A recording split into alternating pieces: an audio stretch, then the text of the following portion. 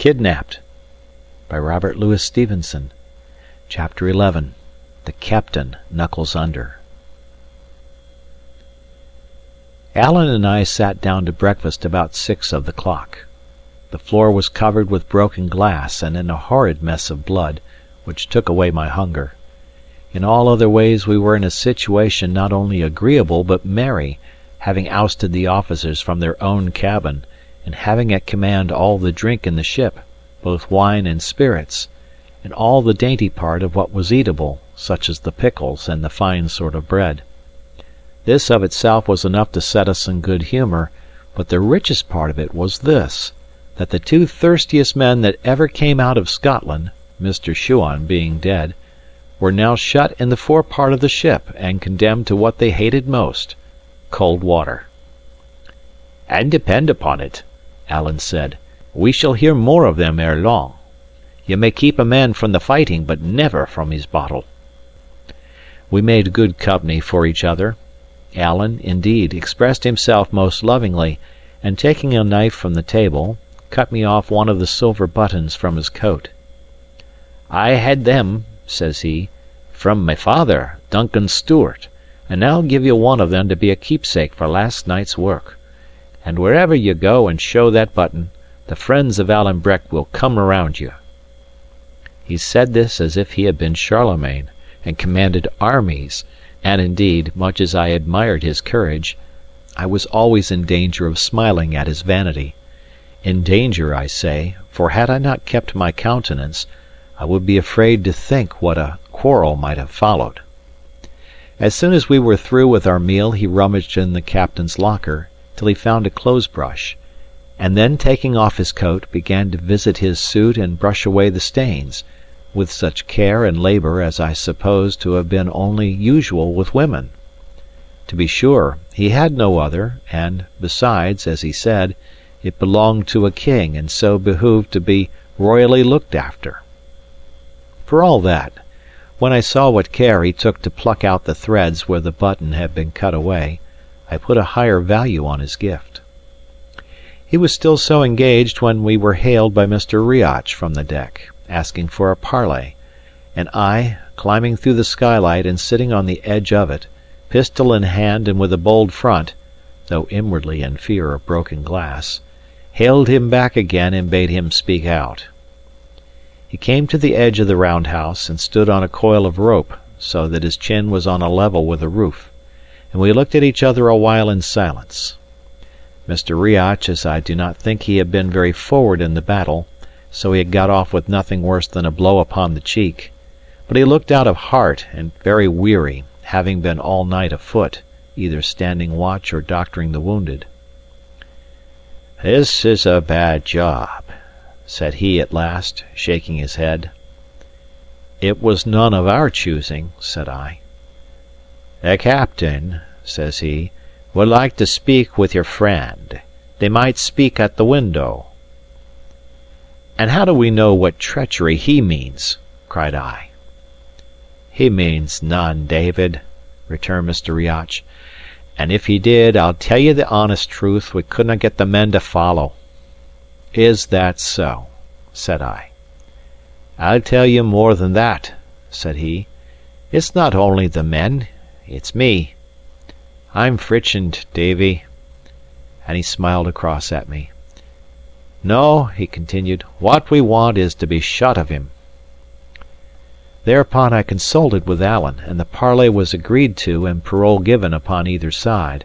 But this was not the whole of Mr. Riach's business, and he now begged me for a dram with such instancy and such reminders of his former kindness that at last I handed him a pannikin with about half a gill of brandy. He drank a part and then carried the rest down upon the deck, to share it, I suppose, with his superior. A little after, the captain came, as was agreed, to one of the windows, and stood there in the rain, with his arm in a sling, and looking stern and pale, and so old that my heart smote me for having fired upon him. Alan at once held a pistol in his face. "Put that thing up," said the captain. "Have I not passed my word, sir, or do you seek to affront me?" "Captain," says Alan, "I doubt your word is a breakable. Last night ye haggled and argle-bargled like an apple-wife, and then passed me your word, and gave me your hand to back it. And ye ken very well what was the upshot. Be damned to your word, says he. Well, well, sir, said the captain, you'll get little good by swearing. And truly that was a fault of which the captain was quite free. But we have other things to speak, he continued bitterly. You've made a sore hash of my brig.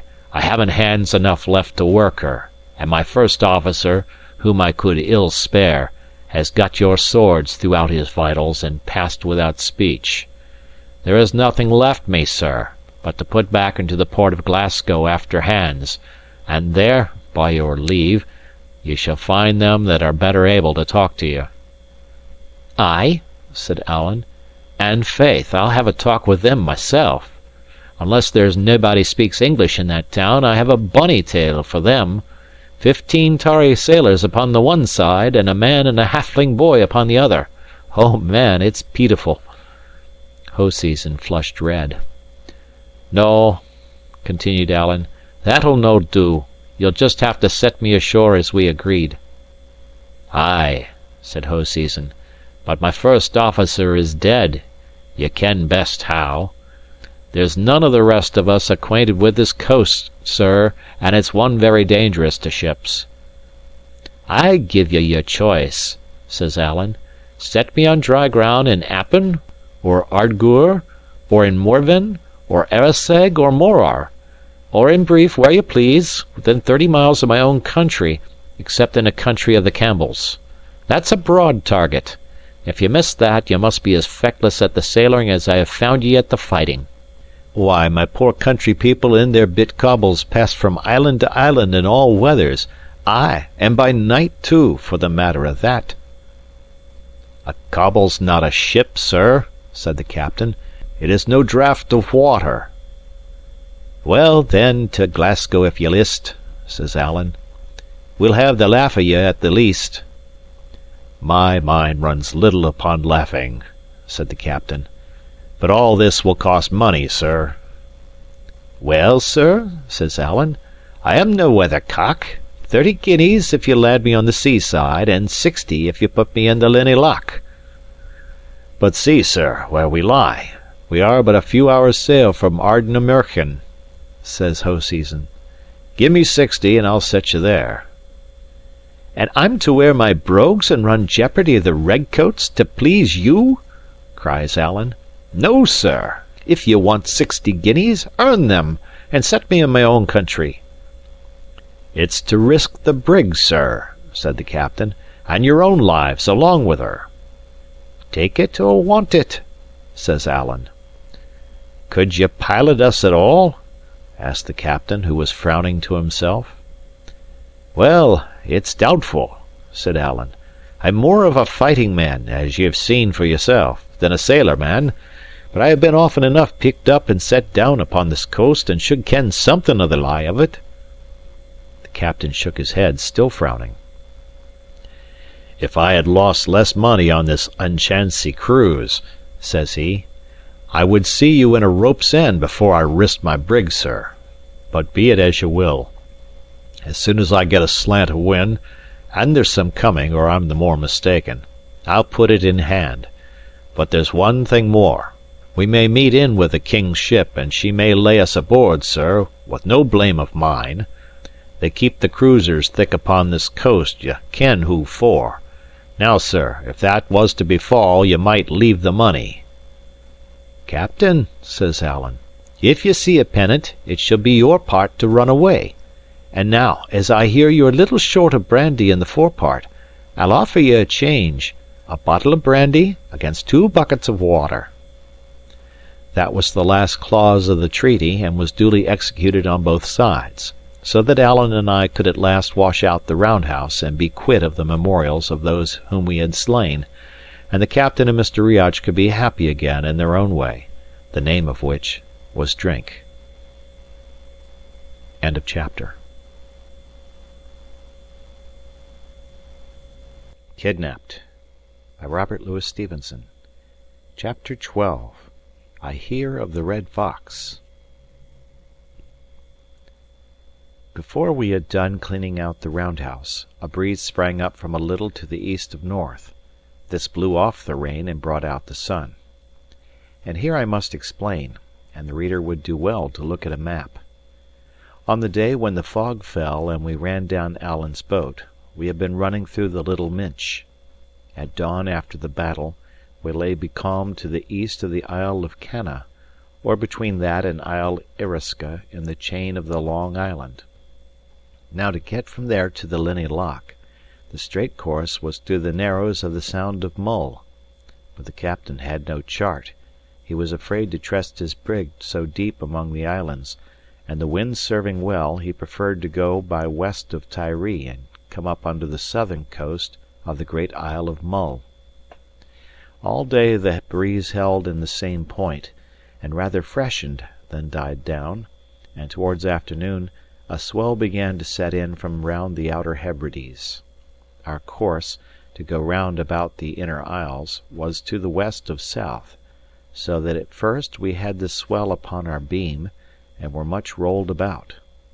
But after nightfall, when we had turned the end of Tiree and began to head more to the east, the sea came right astern. Meanwhile, the early part of the day, before the swell came up, was very pleasant, sailing, as we were, in a bright sunshine and with many mountainous islands upon different sides.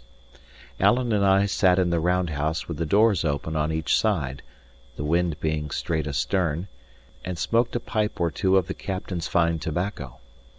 It was at this time we heard each other's stories, which was the more important to me, as I gained some knowledge of that wild Highland country on which I was so soon to land. In those days, so close on the back of the great rebellion, it was needful a man should know what he was doing when he went upon the heather.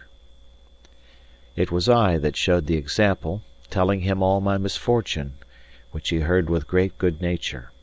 Only, when I came to mention that good friend of mine, Mr. Campbell the minister, Alan fired up and cried out that he hated all that were of that name. "Why," said I, "he is a man you should be proud to give your hand to." "I know nothing I would help a Campbell to," says he, "unless it was a leaden bullet. I would hunt all of that name like blackcocks. If I lay dying, I would crawl upon my knees to my chamber window for a shot at one." "Why, Alan," I cried, "what ails ye at the Campbells?" "Well," says he, "ye ken very well that I am an Appin Stewart, and the Campbells have long harried and wasted those of my name; ay, and got lands of us by treachery. But never with the sword," he cried loudly, and with the word brought down his fist upon the table. But I paid the less attention to this, for I knew it was usually said by those who have the underhand. "There's more than that," he continued, "and all in the same story. Lying words, lying papers, tricks fit for a peddler, and the show of what's legal over all, to make a man the more angry." "You are so wasteful of your buttons," said I can hardly think you would be a good judge of business." "Ah," says he, falling again to smiling, "I got my wastefulness from the same man I got the buttons from, and that was my poor father, Duncan Stewart, grace be to him. He was the prettiest man of his kindred, and the best swordsman in the Highlands, David, and that is the same as to say, in all the world, I should ken, for it was him that taught me. He was in the Black Watch, when first it was mustered, and like other gentlemen privates had a gillie at his back to carry his firelock for him on the march. Well, the king, it appears, was wishful to see Highland swordsmanship, and my father and 3 more were chosen out and sent to London town, to let him see it at the best. So they were had into the palace, and showed the whole art of the sword for 2 hours at a stretch, before King George and Queen Caroline, and the butcher Cumberland, and many more of whom I have no mind. And when they were through, the king, for all he was a rank usurper, spoke them fair, and gave each man 3 guineas in his hand. Now, as they were going out of the palace, they had a porter's lodge to go by, and it came in on my father, as he was perhaps the first private Highland gentleman that had ever gone by that door, it was right he should give the poor porter a proper notion of their quality, So he gives the king's 3 guineas into the man's hand, as if it was his common custom. The 3 others that came behind him did the same, and there they were on the street, never a penny the better for their pains. Some say it was one that was the first to fee the king's porter, and some say it was another. But the truth of it is that it was Duncan Stewart, as I am willing to prove with either sword or pistol, and that was the father I had, God rest him." "I think he was not the man to leave you rich," said I. "And that's true," said Alan. "He left me my breeks to cover me, and little besides. And that was how I came to enlist, which was a black spot upon my character at the best of times, and would still be a sore job for me if I fell among the redcoats." "What?" cried I. "Were you in the English army?" "That was I," said Alan. "But I deserted to the right side at Preston Pans, and that's some comfort." I could scarcely share this view, holding desertion under arms for an unpardonable fault in honour. But for all I was so young, I was wiser than say my thought. "Dear, dear," says I, "the punishment is death." "Ay," said he, "if they got the hands on me, it would be a short shrift and a long tow for Alan. But I have the King of France's commission in my pocket, which would aye be some protection." "I misdoubt it much," said I. "I have doubts myself," said Alan dryly. "And good heaven, man," cried I, "you that are a condemned rebel, and a deserter, and a man of the French king's, what tempts you back into this country? It's a braving of Providence." "Tut," says Alan, "I have been back every year since '46." "And what brings you, man?" cried I. "Well, ye see, I weary for my friends and country," said he. "France is a braw place, no doubt, but I weary for the heather and the deer. And then I have bit things that I attend to. Whiles I pick up a few lads to serve the King of France, recruits, ye see, and that's aye a little money. But the heart of the matter is the business of my chief, Ardshiel." "I thought they called your chief Appin," said I. "Ay, but Ardshiel is the captain of the clan," said he, which scarcely cleared my mind. "Ye see, David, he that was all his life so great a man, and come of the blood and bearing the name of kings, is now brought down to live in a French town like a poor and private person. He that had 400 swords at his whistle, I have seen, with these eyes of mine, buying butter in the market place and taking it home in a kale leaf. This is not only a pain, but a disgrace to us of his family and clan. There are the bairns forby, the children and the hope of Appin, that must be learned their letters and how to hold a sword in that far country. Now, the tenants of Appin have to pay a rent to King George, but their hearts are staunch, they are true to their chief, and what with love and a bit of pressure, and maybe a threat or two, the poor folk scrape up a second rent for Ardshiel. Well, David, I'm the hand that carries it." And he struck the belt about his body, so that the guineas rang. "Do they pay both?" cried I. "Ay, David, both," says he. "What, 2 rents?" I repeated. "Ay, David," said he. "I told a different tale to yon captain, man, but this is the truth of it, and it's wonderful to me how little pressure is needed. But that's the handiwork of my good kinsman and my father's friend, James of the Glens, James Stewart, that is, Ardshiel's half brother. He it is that gets the money in, and does the management." This was the first time I heard the name of that James Stewart, who was afterwards so famous at the time of his hanging. But I took little heed at the moment, for all my mind was occupied with the generosity of these poor Highlanders. "I call it noble!" I cried. "I'm a Whig, or little better, but I call it noble." "Ay," said he, "ye're a Whig, but you're a gentleman, and that's what does it. Now, if ye were one of the cursed race of Campbell, ye would gnash your teeth to hear tell of it. If ye were the Red Fox—" And at that name his teeth shut together, and he ceased speaking, I've seen many a grim face, but never a grimmer than Alan's when he had named the Red Fox. "And who is the Red Fox?" I asked, daunted but still curious. "Who is he?" cried Alan. "Well, and I tell you that. When the men of the clans were broken at Culloden, and the good cause went down, and the horses rode over the fetlocks in the best blood of the north, Ardshiel had to flee like a poor deer upon the mountains, he and his lady and his bairns. A sair job we had of it before we got him shipped, and while he still lay in the heather, the English rogues, that couldnae come at his life, were striking at his rights. They stripped him of his powers, they stripped him of his lands, they plucked the weapons from the hands of his clansmen, that had borne arms for 30 centuries, ay, and the very clothes off their backs, so that it's now a sin to wear a tartan plaid, and a man may be cast into a jail if he has but a kilt about his legs. One thing they couldnae kill, that was the love the clansmen bore their chief. These guineas are the proof of it. And now, in there steps a man, a Campbell, red-headed Colin of Glenure." "Is that him you call the Red Fox?" said I. "Will ye bring me his brush?" cried Alan fiercely. "Ay, that's the man. In he steps, and gets papers from King George, to be so-called King's Factor on the lands of Appin. And at first he sings small, and his hail-fellow well met with Shamus. That's James of the Glens, my chieftain's agent. But by the by, that came to his ears that I have just told you, how the poor commons of Appin, the farmers and the crofters and the bowmen, were wringing their very plaids to get a second rent, and send it overseas for Ardshiel and his poor bairns. What was it ye called it, when I told ye?" "I called it noble, Alan," said I. "And you little better than a common Whig!"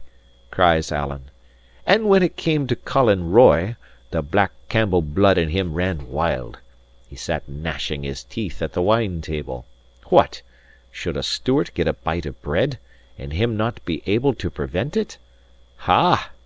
Red Fox, if ever I hold you at a gun's end, the Lord have pity upon ye." Alan stopped to swallow down his anger. "Well, David, what does he do? He declares all the farms to let, and, thinks he in his black heart, I'll soon get other tenants that'll overbid these Stewarts, and Macalls, and Macrubs, for these are all names in my clan, David. And then, thinks he, Ardshiel will have to hold his bonnet on a French roadside." "Well," said I, "what followed?" Alan laid down his pipe, which he had long since suffered to go out, and set his two hands upon his knees. "Ay," said he, "ye'll never guess that. For these same Stewarts, and Macalls and Macrubs, that had 2 rents to pay, one to King George by stark force, and one to Ardshiel by natural kindness, offered him a better price than any Campbell in all broad Scotland, and far he sent seeking them, as far as to the sides of Clyde and the cross of Edinburgh, seeking and fleeching and begging them to come, where there was a Stewart to be starved and a red-headed hound of a Campbell to be pleasured." "Well, Alan," said I, "that is a strange story, and a fine one too; and Whig as I may be, I am glad the man was beaten." "Him beaten?" echoed Alan. "It's little ye ken of Campbells, and less of the Red Fox. Him beaten? No, nor will be, till his blood's on the hillside. But if the day comes, David man, that I can find time and leisure for a bit of hunting, there grows not enough heather in all Scotland to hide him from my vengeance." "Man, Alan," said I, "ye're neither very wise nor very Christian to blow off so many words of anger. They will do the man you call the Fox no harm, and yourself no good. Tell me your tale plainly out. What did he next?" "And that's a good observe, David," said Alan. "Troth and indeed, they will do him no harm, the more's the pity. And barring that about Christianity, of which my opinion is quite otherwise, or I would be nae Christian, I am much of your mind." "Opinion here or opinion there," said I, "it's a kent thing that Christianity forbids revenge." "Ay," said he, "it's well seen it was a Campbell taught ye. It would be a convenient world for them and their sort, if there were no such thing as a lad and a gun behind a heather bush. But that's nothing to the point. This is what he did." "Ay," said I, "come to that." "Well, David," said he, "since he couldnae be rid of the loyal commons by fair means, he swore he would be rid of them by foul. Ardshiel was to starve; that was the thing he aimed at. And since them that fed him in his exile wouldnae be brought out, right or wrong, he would drive them out. Therefore he sent for lawyers, and papers, and redcoats to stand at his back; and the kindly folk of that country must all pack and tramp, every father's son out of his father's house, and out of the place where he was bred and fed, and played when he was a callant. And who are to succeed them? Bare-legged beggars. King George is to whistle for his rents; he maun do with less; he can spread his butter thinner. What cares Red Colin?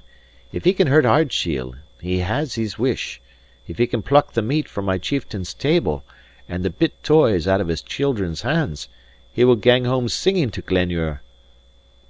"Let me have a word," said I. "Be sure, if they take less rents, be sure Government has a finger in the pie. It's not this Campbell's fault, man; it's his orders. And if ye killed this Colin to morrow, what better would ye be? There would be another factor in his shoes, as fast as spur can drive." "Ye're a good lad in a fight," said Alan, "but, man, ye have Whig blood in ye." He spoke kindly enough, but there was so much anger under his contempt that I thought it was wise to change the conversation.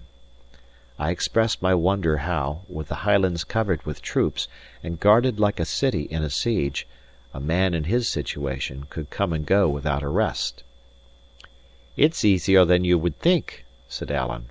"A bare hillside, ye see, is like all one road; if there's a sentry at one place, ye just go by another. And then the heather's a great help. And everywhere there are friends' houses and friends' byres and haystacks. And besides, when folk talk of a country covered with troops, it's but a kind of a byword at the best. A soldier covers nae more of it than his boot soles.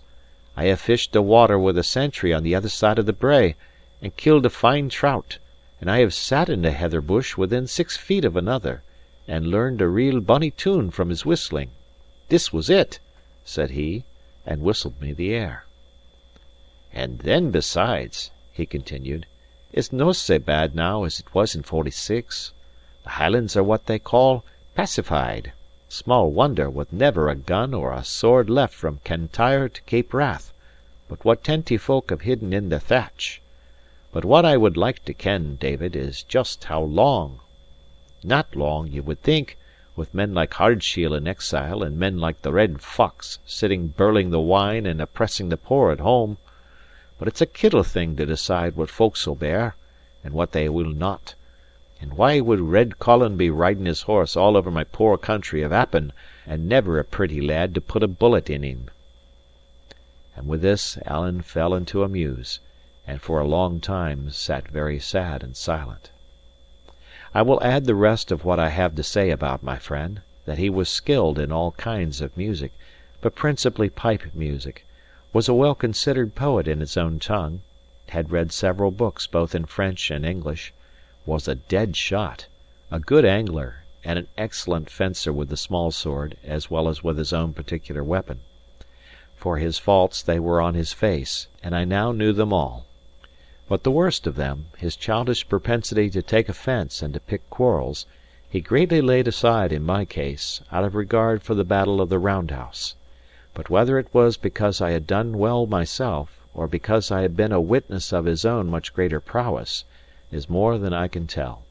For though he had a great taste for courage in other men, yet he admired it most in Alan Breck. End of chapter.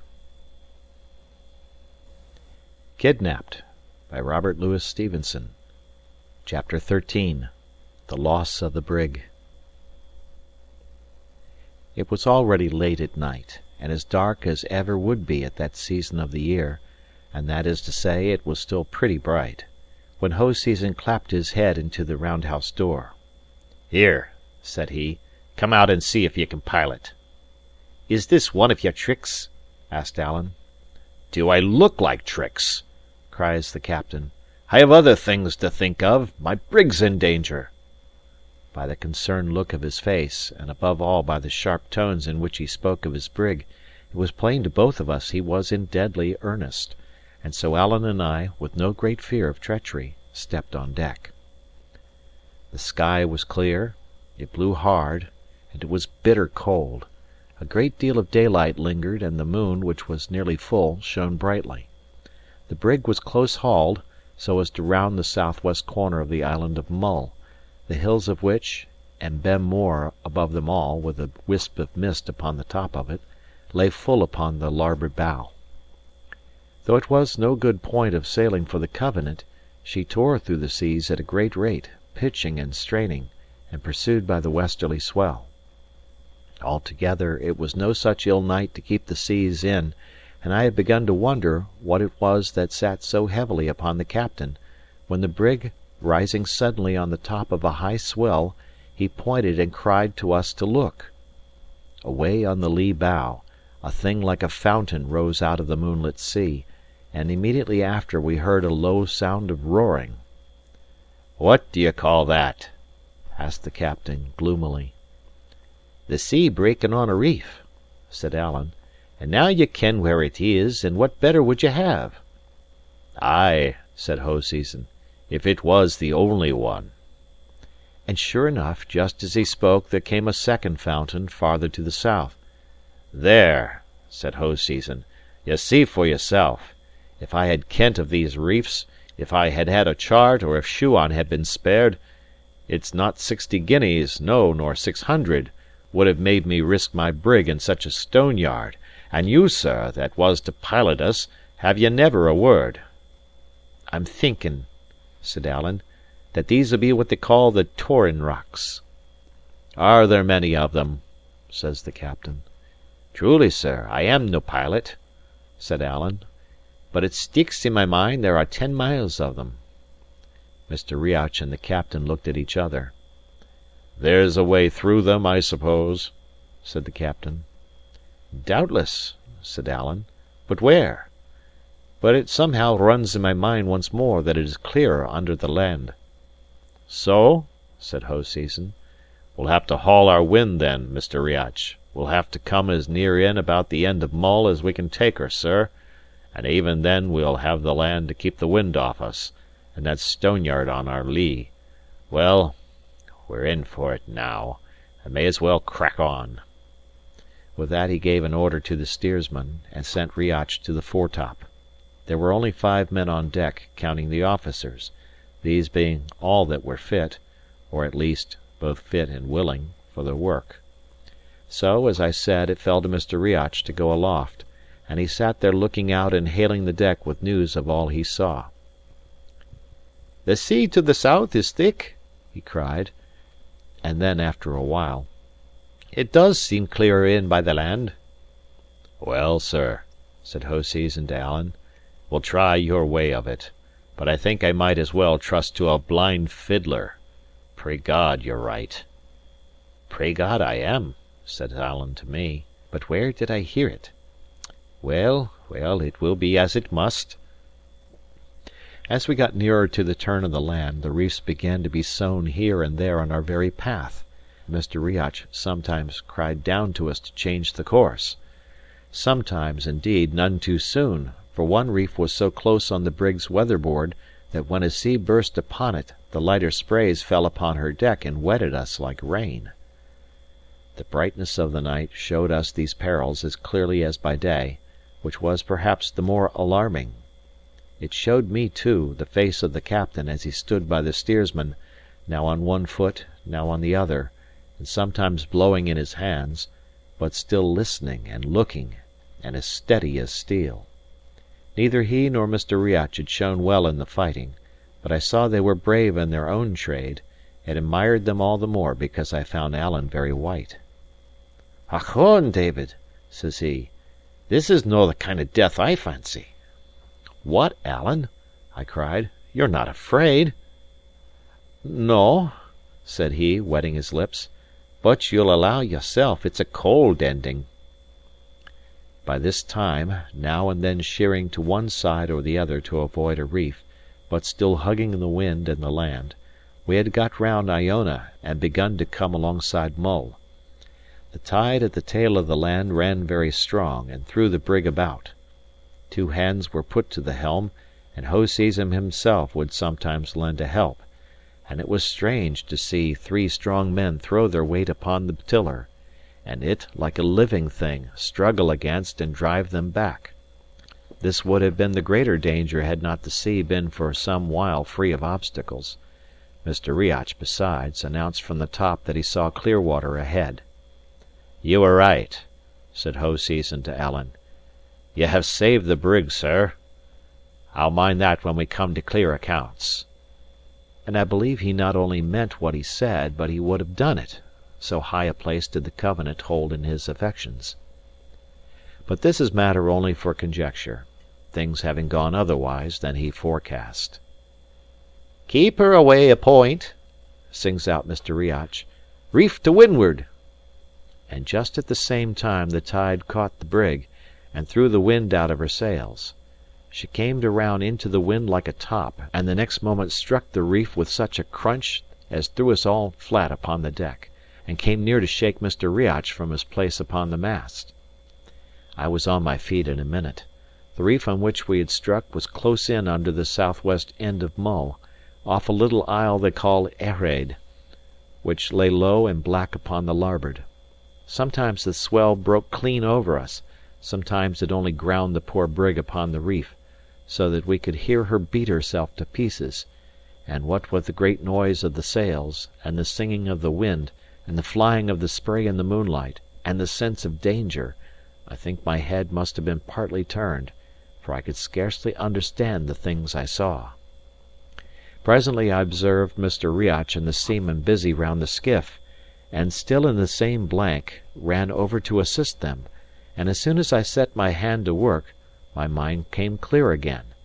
It was no very easy task, for the skiff lay amidships and was full of hamper, and the breaking of the heavier seas continually forced us to give over and hold on; but we all wrought like horses while we could. Meanwhile such of the wounded as could move came clambering out of the fore scuttle and began to help, while the rest that lay helpless in their bunks harrowed me with screaming and begging to be saved. The captain took no part. It seemed he was struck stupid. He stood holding by the shrouds, talking to himself and groaning out aloud whenever the ship hammered on the rock. His brig was like wife and child to him. He had looked on day by day at the mishandling of poor Ransome, but when it came to the brig, he seemed to suffer along with her.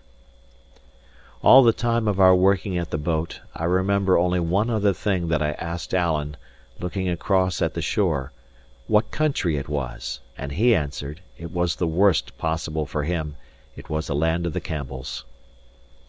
We had one of the wounded men told off to keep a watch upon the seas and cry us warning. Well, we had the boat about ready to be launched, when this man sang out pretty shrill, "For God's sake, hold on!" We knew by his tone that it was something more than ordinary, and sure enough, there followed a sea so huge that it lifted the brig right up and canted her over on her beam. Whether the cry came too late, or my hold was too weak, I know not; but at the sudden tilting of the ship I was cast clean over the bulwarks into the sea. I went down and drank my fill, and then came up, and got a blink of the moon, and then down again. They say a man sinks a third time for good. I cannot be made like other folk then, for I would not like to write how often I went down, or how often I came up again. All the while I was being hurled along, and beaten upon and choked, and then swallowed whole, and the thing was so distracting to my wits that I was neither sorry nor afraid. Presently I found I was holding to a spar, which helped me somewhat. And then all of a sudden I was in quiet water, and began to come to myself. It was the spare yard I had got hold of, and I was amazed to see how far I had travelled from the brig. I hailed her indeed, but it was plain she was already out of cry. She was still holding together, but whether or not they had yet launched the boat, it was too far off and too low down to see. While I was hailing the brig, I spied a tract of water lying between us where no great waves came, but which yet boiled white all over and bristled in the moon with rings and bubbles. Sometimes the whole tract swung to one side, like the tail of a live serpent; sometimes for a glimpse it would all disappear, and then boil up again. What it was I had no guess, which for the time increased my fear of it; but I now know it must have been the roost or tide race, which had carried me away so fast and tumbled me about so cruelly, and at last, as if tired of that play, had flung out me and the spare yard upon its landward margin. I now lay quite becalmed, and began to feel that a man can die of cold as well as of drowning. The shores of Ered were close in; I could see in the moonlight the dots of heather and the sparkling of the mica in the rocks. Well, thought I to myself, if I cannot get as far as that, it's strange. I had no skill of swimming, Essen water being small in our neighbourhood; but when I laid hold upon the yard with both arms, and kicked out with both feet, I soon begun to find that I was moving. Hard work it was, and mortally slow; but in about an hour of kicking and splashing, I had got well in between the points of a sandy bay, surrounded by low hills. The sea was here quite quiet; there was no sound of any surf; the moon shone clear, and I thought in my heart I had never seen a place so desert and desolate. But it was dry land; and when at last it grew so shallow that I could leave the yard and wade ashore upon my feet, I cannot tell if I was more tired or more grateful. Both, at least, I was; tired as I never was before that night, and grateful to God as I trust I have been often, though never with more cause. End of chapter.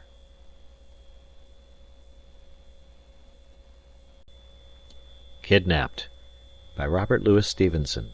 Chapter 14. The Islet. With my stepping ashore, I began the most unhappy part of my adventures. It was 12:30 in the morning, and though the wind was broken by the land, it was a cold night. I dared not sit down, for I thought I should have frozen; but I took off my shoes and walked to and fro upon the sand, barefoot, and beating my breast with infinite weariness. There was no sound of man or cattle, not a cock crew, though it was about the hour of their first waking; only the surf broke outside in the distance, which put me in mind of my perils and those of my friend. To walk by the sea at that hour of the morning, and in a place so desert-like and lonesome, struck me with a kind of fear. As soon as the day began to break, I put on my shoes and climbed a hill, the ruggedest scramble I ever undertook, falling the whole way, between big blocks of granite, or leaping from one to another. When I got to the top, the dawn was come. There was no sign of the brig, which must have lifted from the reef and sunk. The boat, too, was nowhere to be seen. There was never a sail upon the ocean, and in what I could see of the land was neither house nor man. I was afraid to think what had befallen my shipmates, and afraid to look longer at so empty a scene. What with my wet clothes and weariness, and my belly that now began to ache with hunger, I had enough to trouble me without that. So I set off eastward along the south coast, hoping to find a house where I might warm myself, and perhaps get news of those I had lost. And at the worst, I considered the sun would soon rise and dry my clothes. After a little, my way was stopped by a creek or inlet of the sea, which seemed to run pretty deep into the land; and as I had no means to get across, I must needs change my direction to go around the end of it. It was still the roughest kind of walking; indeed the whole, not only of Ered, but of the neighbouring part of Mull, which they call the Ross, is nothing but a jumble of granite rocks with heather in among. At first the creek kept narrowing, as I had looked to see, but presently to my surprise it began to widen out again.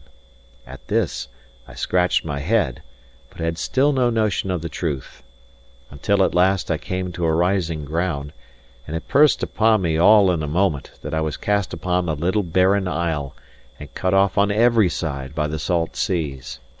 Indeed, as instead of the sun rising to dry me, it came on to rain, with a thick mist, so that my case was lamentable. I stood in the rain and shivered, and wondered what to do, till it occurred to me that perhaps the creek was fordable. Back I went to the narrowest point, and waded in. But not 3 yards from shore, I plumped in head over ears, and if ever I was heard of more, it was rather by God's grace than my own prudence. I was no wetter, for that could hardly be, but I was all the colder for this mishap, and having lost another hope, was the more unhappy. And now, all at once, the yard came in my head. What had carried me through the roost would surely serve me to cross this little quiet creek in safety. With that I set off undaunted across the top of the isle, to fetch and carry it back. It was a weary tramp in all ways, and if hope had not buoyed me up, I must have cast myself down and given up. Whether with the sea salt or because I was growing fevered, I was distressed with thirst, and had to stop as I went and drink the peaty water out of the hags. I came to the bay at last, more dead than alive, and at the first glance I thought the yard was something farther out than when I left it. In I went for the third time into the sea. The sand was smooth and firm, and shelved gradually down, so that I could wade out till the water was almost to my neck and little waves splashed into my face. But at that depth my feet began to leave me, and I durst venture in no farther. As for the yard, I saw it bobbing very quietly some 20 feet beyond. I had borne up well until this last disappointment, but at that I came ashore, and flung myself down upon the sands, and wept. The time I spent upon the island is still so horrible a thought to me, that I must pass it lightly over. In all the books I have read of people cast away, they had either their pockets full of tools, or a chest of things which would be thrown upon the beach along with them, as if on purpose. My case was very different. I had nothing in my pockets but money and Alan's silver button, and being inland bred, I was as much short of knowledge as of means. I knew indeed that shellfish were counted good to eat, and among the rocks of the isle I found a great plenty of limpets, which at first I could hardly strike from their places, not knowing quickness to be needful. There were, besides, some of the little shells that we call buckies. I think periwinkle is the English name. Of these too I made my whole diet, devouring them cold and raw as I found them, and so hungry was I that at first they seemed to me delicious. Perhaps they were out of season, or perhaps there was something wrong in the sea about my island. But at least I had no sooner eaten my first meal than I was seized with giddiness and retching, and lay for a long time no better than dead. A second trial of the same food indeed I had no other did better with me, and revived my strength. But as long as I was on the island, I never knew what to expect when I had eaten. Sometimes all was well, and sometimes I was thrown into a miserable sickness, nor could I ever distinguish what particular fish it was that hurt me. All day it streamed rain. The island ran like a sop, there was no dry spot to be found, and when I lay down that night, between two boulders that made a kind of roof, my feet were in a bog. The second day I crossed the island to all sides. There was no one part of it better than another. It was all desolate and rocky, nothing living on it but game birds which I lacked the means to kill, and gulls which haunted the outlying rocks in a prodigious number. But the creek, or strait, that cut off the isle from the mainland of the Ross, opened out on the north into a bay, and the bay again opened into the Sound of Iona, and it was the neighbourhood of this place that I chose to be my home, though if I had thought upon the very name of home in such a spot, I must have burst out weeping. I had good reasons for my choice.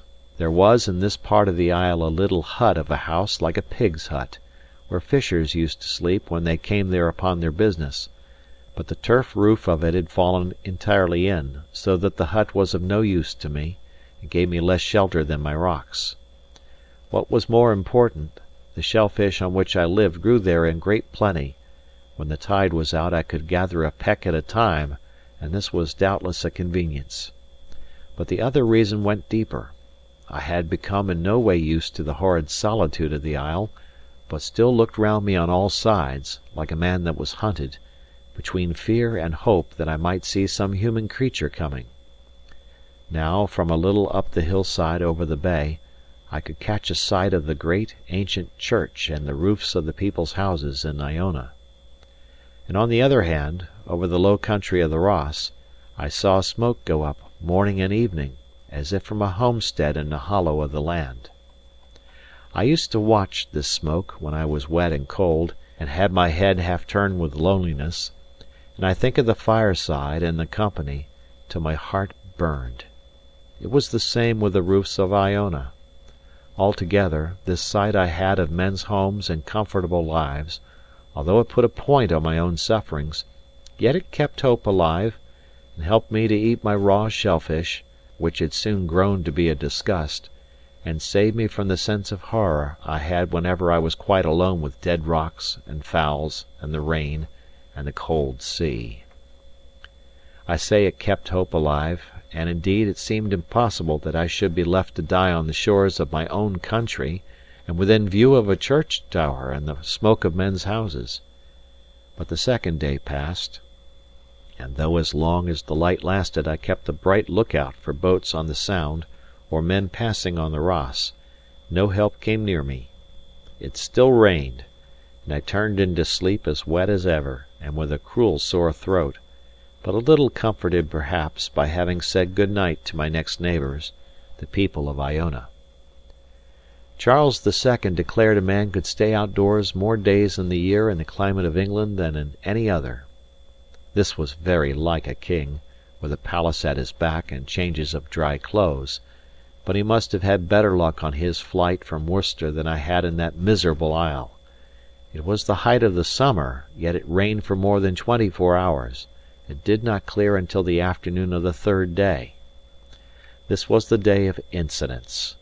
In the morning I saw a red deer, a buck with a fine spread of antlers, standing in the rain on the top of the island, but he had scarce seen me rise from my rock before he trotted off upon the other side. I supposed he must have swum the strait, though what should bring any creature to Erid was more than I could fancy. A little after, as I was jumping about after my limpets, I was startled by a guinea piece, which fell upon a rock in front of me and glanced off into the sea.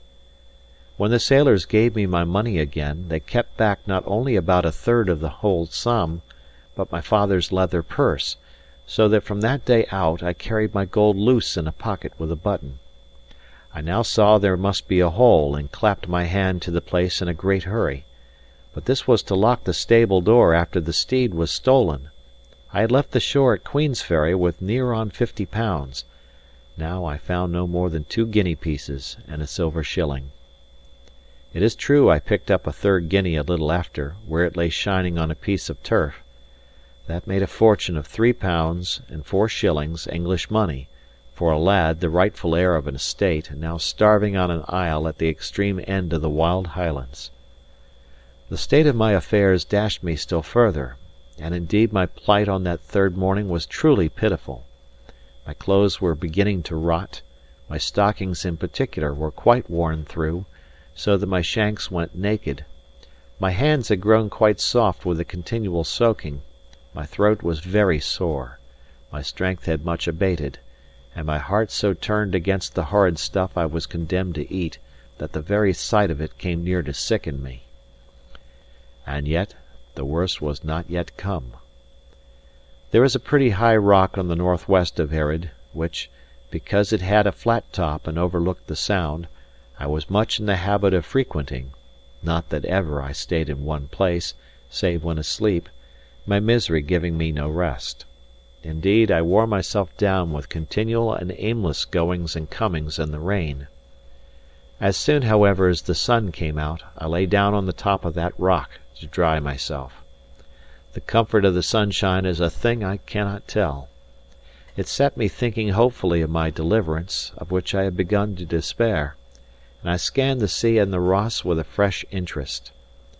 On the south of my rock, a part of the island jutted out and hid the open ocean, so that a boat could thus come quite near me upon that side, and I be none the wiser. Well, all of a sudden, a cobble with a brown sail and a pair of fishers aboard of it came flying round that corner of the isle, bound for Iona. I shouted out, and then fell on my knees on the rock, and reached up my hands and prayed to them. They were near enough to hear; I could even see the colour of their hair, and there was no doubt but they observed me, for they cried out in the Gaelic tongue, and laughed. But the boat never turned aside, and flew on, right before my eyes, for Iona. I could not believe such wickedness, and ran along the shore, from rock to rock, crying on them piteously. Even after they were out of reach of my voice, I still cried and waved to them, and when they were quite gone, I thought my heart would have burst. All the time of my troubles I wept only twice: once when I could not reach the yard, and now the second time, when these fishers turned a deaf ear to my cries. But this time I wept and roared like a wicked child, tearing up the turf with my nails, and grinding my face in the earth. If a wish would kill men, those two fishers would never have seen morning, and I should likely have died upon my island. When I was a little over my anger, I must eat again, but with such loathing of the mess as I could now scarce control. Sure enough, I should have done as well to fast, for my fishes poisoned me again. I had all my first pains; my throat was so sore I could scarce swallow. I had a fit of strong shuddering, which clucked my teeth together, and there came on me that dreadful sense of illness, which we have no name for either in Scotch or English. I thought I should have died, and made my peace with God, forgiving all men, even my uncle and the fishers; and as soon as I had thus made up my mind to the worst, clearness came upon me. I observed the night was falling dry; my clothes were dried a good deal; truly, I was in a better case than ever before, since I had landed on the isle; and so I got to sleep at last, with a thought of gratitude. The next day, which was the fourth of this horrible life of mine, I found my bodily strength run very low. But the sun shone, the air was sweet, and what I managed to eat of the shellfish agreed well with me and revived my courage. I was scarce back on my rock, where I went always the first thing after I had eaten, before I observed a boat coming down the sound, and with her head, as I thought, in my direction. I began at once to hope and fear exceedingly, for I thought these men might have thought better of their cruelty and be coming back to my assistance. But another disappointment, such as yesterday's, was more than I could bear. I turned my back accordingly upon the sea, and did not look again till I had counted many hundreds. The boat was still heading for the island. The next time I counted the full 1,000, as slowly as I could, my heart beating so as to hurt me; and then it was out of all question she was coming straight to Erid. I could no longer hold myself back, but ran to the seaside and out, from one rock to another, as far as I could go. It is a marvel I was not drowned, for when I was brought to a stand at last, my legs shook under me, and my mouth was so dry I must wet it with the sea water before I was able to shout. All this time the boat was coming on, and now I was able to perceive it was the same boat and the same two men as yesterday. This I knew by their hair, which the one had of a bright yellow and the other black; but now there was a third man along with them, who looked to be of a better class. As soon as they were come within easy speech, they let down their sail and lay quiet.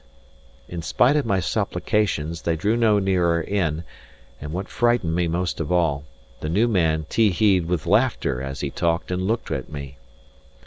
Then he stood up in the boat and addressed me a long while, speaking fast and with many wavings of his hand. I told him I had no Gaelic, and at this he became very angry, and I began to suspect he thought he was talking English. Listening very close, I caught the word "whatever" several times, but all the rest was Gaelic and might have been Greek and Hebrew for me. "Whatever," said I, to show him I had caught a word. "Yes, yes, yes, yes," says he, and then he looked at the other men, as much as to say, "I told you I spoke English," and began again as hard as ever in the Gaelic. This time I picked out another word tide. Then I had a flash of hope. I remembered he was always waving his hand towards the mainland of the Ross. "Do you mean when the tide is out?" I cried, and could not finish. "Yes, yes," said he. "Tide." At that I turned tail upon their boat, where my adviser had once more begun to tee-hee with laughter, leaped back the way I had come, from one stone to another, and set off running across the isle as I had never run before. In about half an hour I came out upon the shores of the creek, and sure enough it was shrunk into a little trickle of water, through which I dashed, not above my knees, and landed with a shout on the main island. A sea-bred boy would not have stayed a day on Erin, which is only what they call a tidal islet, and except in the bottom of the neaps, can be entered and left twice in every 24 hours, either dry shod or at the most by wading. Even I, who had the tide going out and in before me in the bay, and even watched for the ebbs, the better to get my shellfish, even I say, if I had sat down to think, instead of raging at my fate, must have soon guessed the secret and got free. It was no wonder the fishers had not understood me. The wonder was whether they had ever guessed my pitiful illusion and taken the trouble to come back. I had starved with cold and hunger on that island for close upon 100 hours. But for the fishers, I might have left my bones there, in pure folly. And even as it was, I had paid for it pretty dear, not only in past sufferings, but in my present case, being clothed like a beggar man, scarce able to walk, and in great pain of my sore throat. I have seen wicked men and fools, a great many of both, and I believe they both get paid in the end, but the fools first. End of chapter. Kidnapped by Robert Louis Stevenson. Chapter 15. The Lad with the Silver Button Through the Isle of Mull. The Ross of Mull, which I had now got upon, was rugged and trackless, like the isle I had just left, being all bog and briar and big stone. There may be roads for them that know that country well, but for my part I had no better guide than my own nose, and no other landmark than Ben More. I aimed as well as I could for the smoke I had seen so often from the island, and with all my great weariness and the difficulty of the way came upon the house in the bottom of a little hollow, about 5 or 6 at night.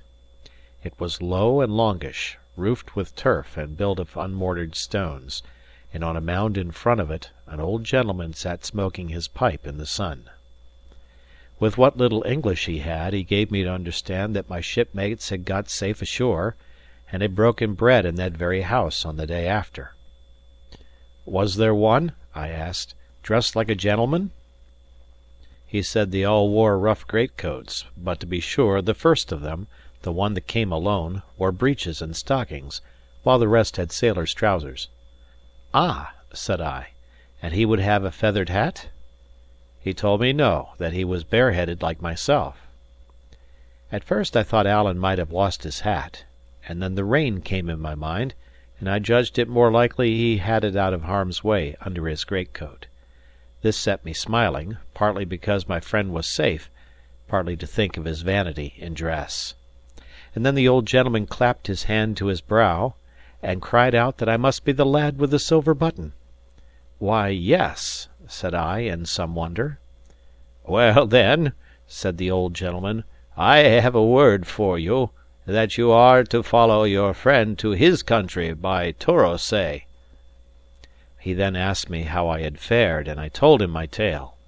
A south country man would certainly have laughed, but this old gentleman (I call him so because of his manners, for his clothes were dropping off his back) heard me all through with nothing but gravity and pity.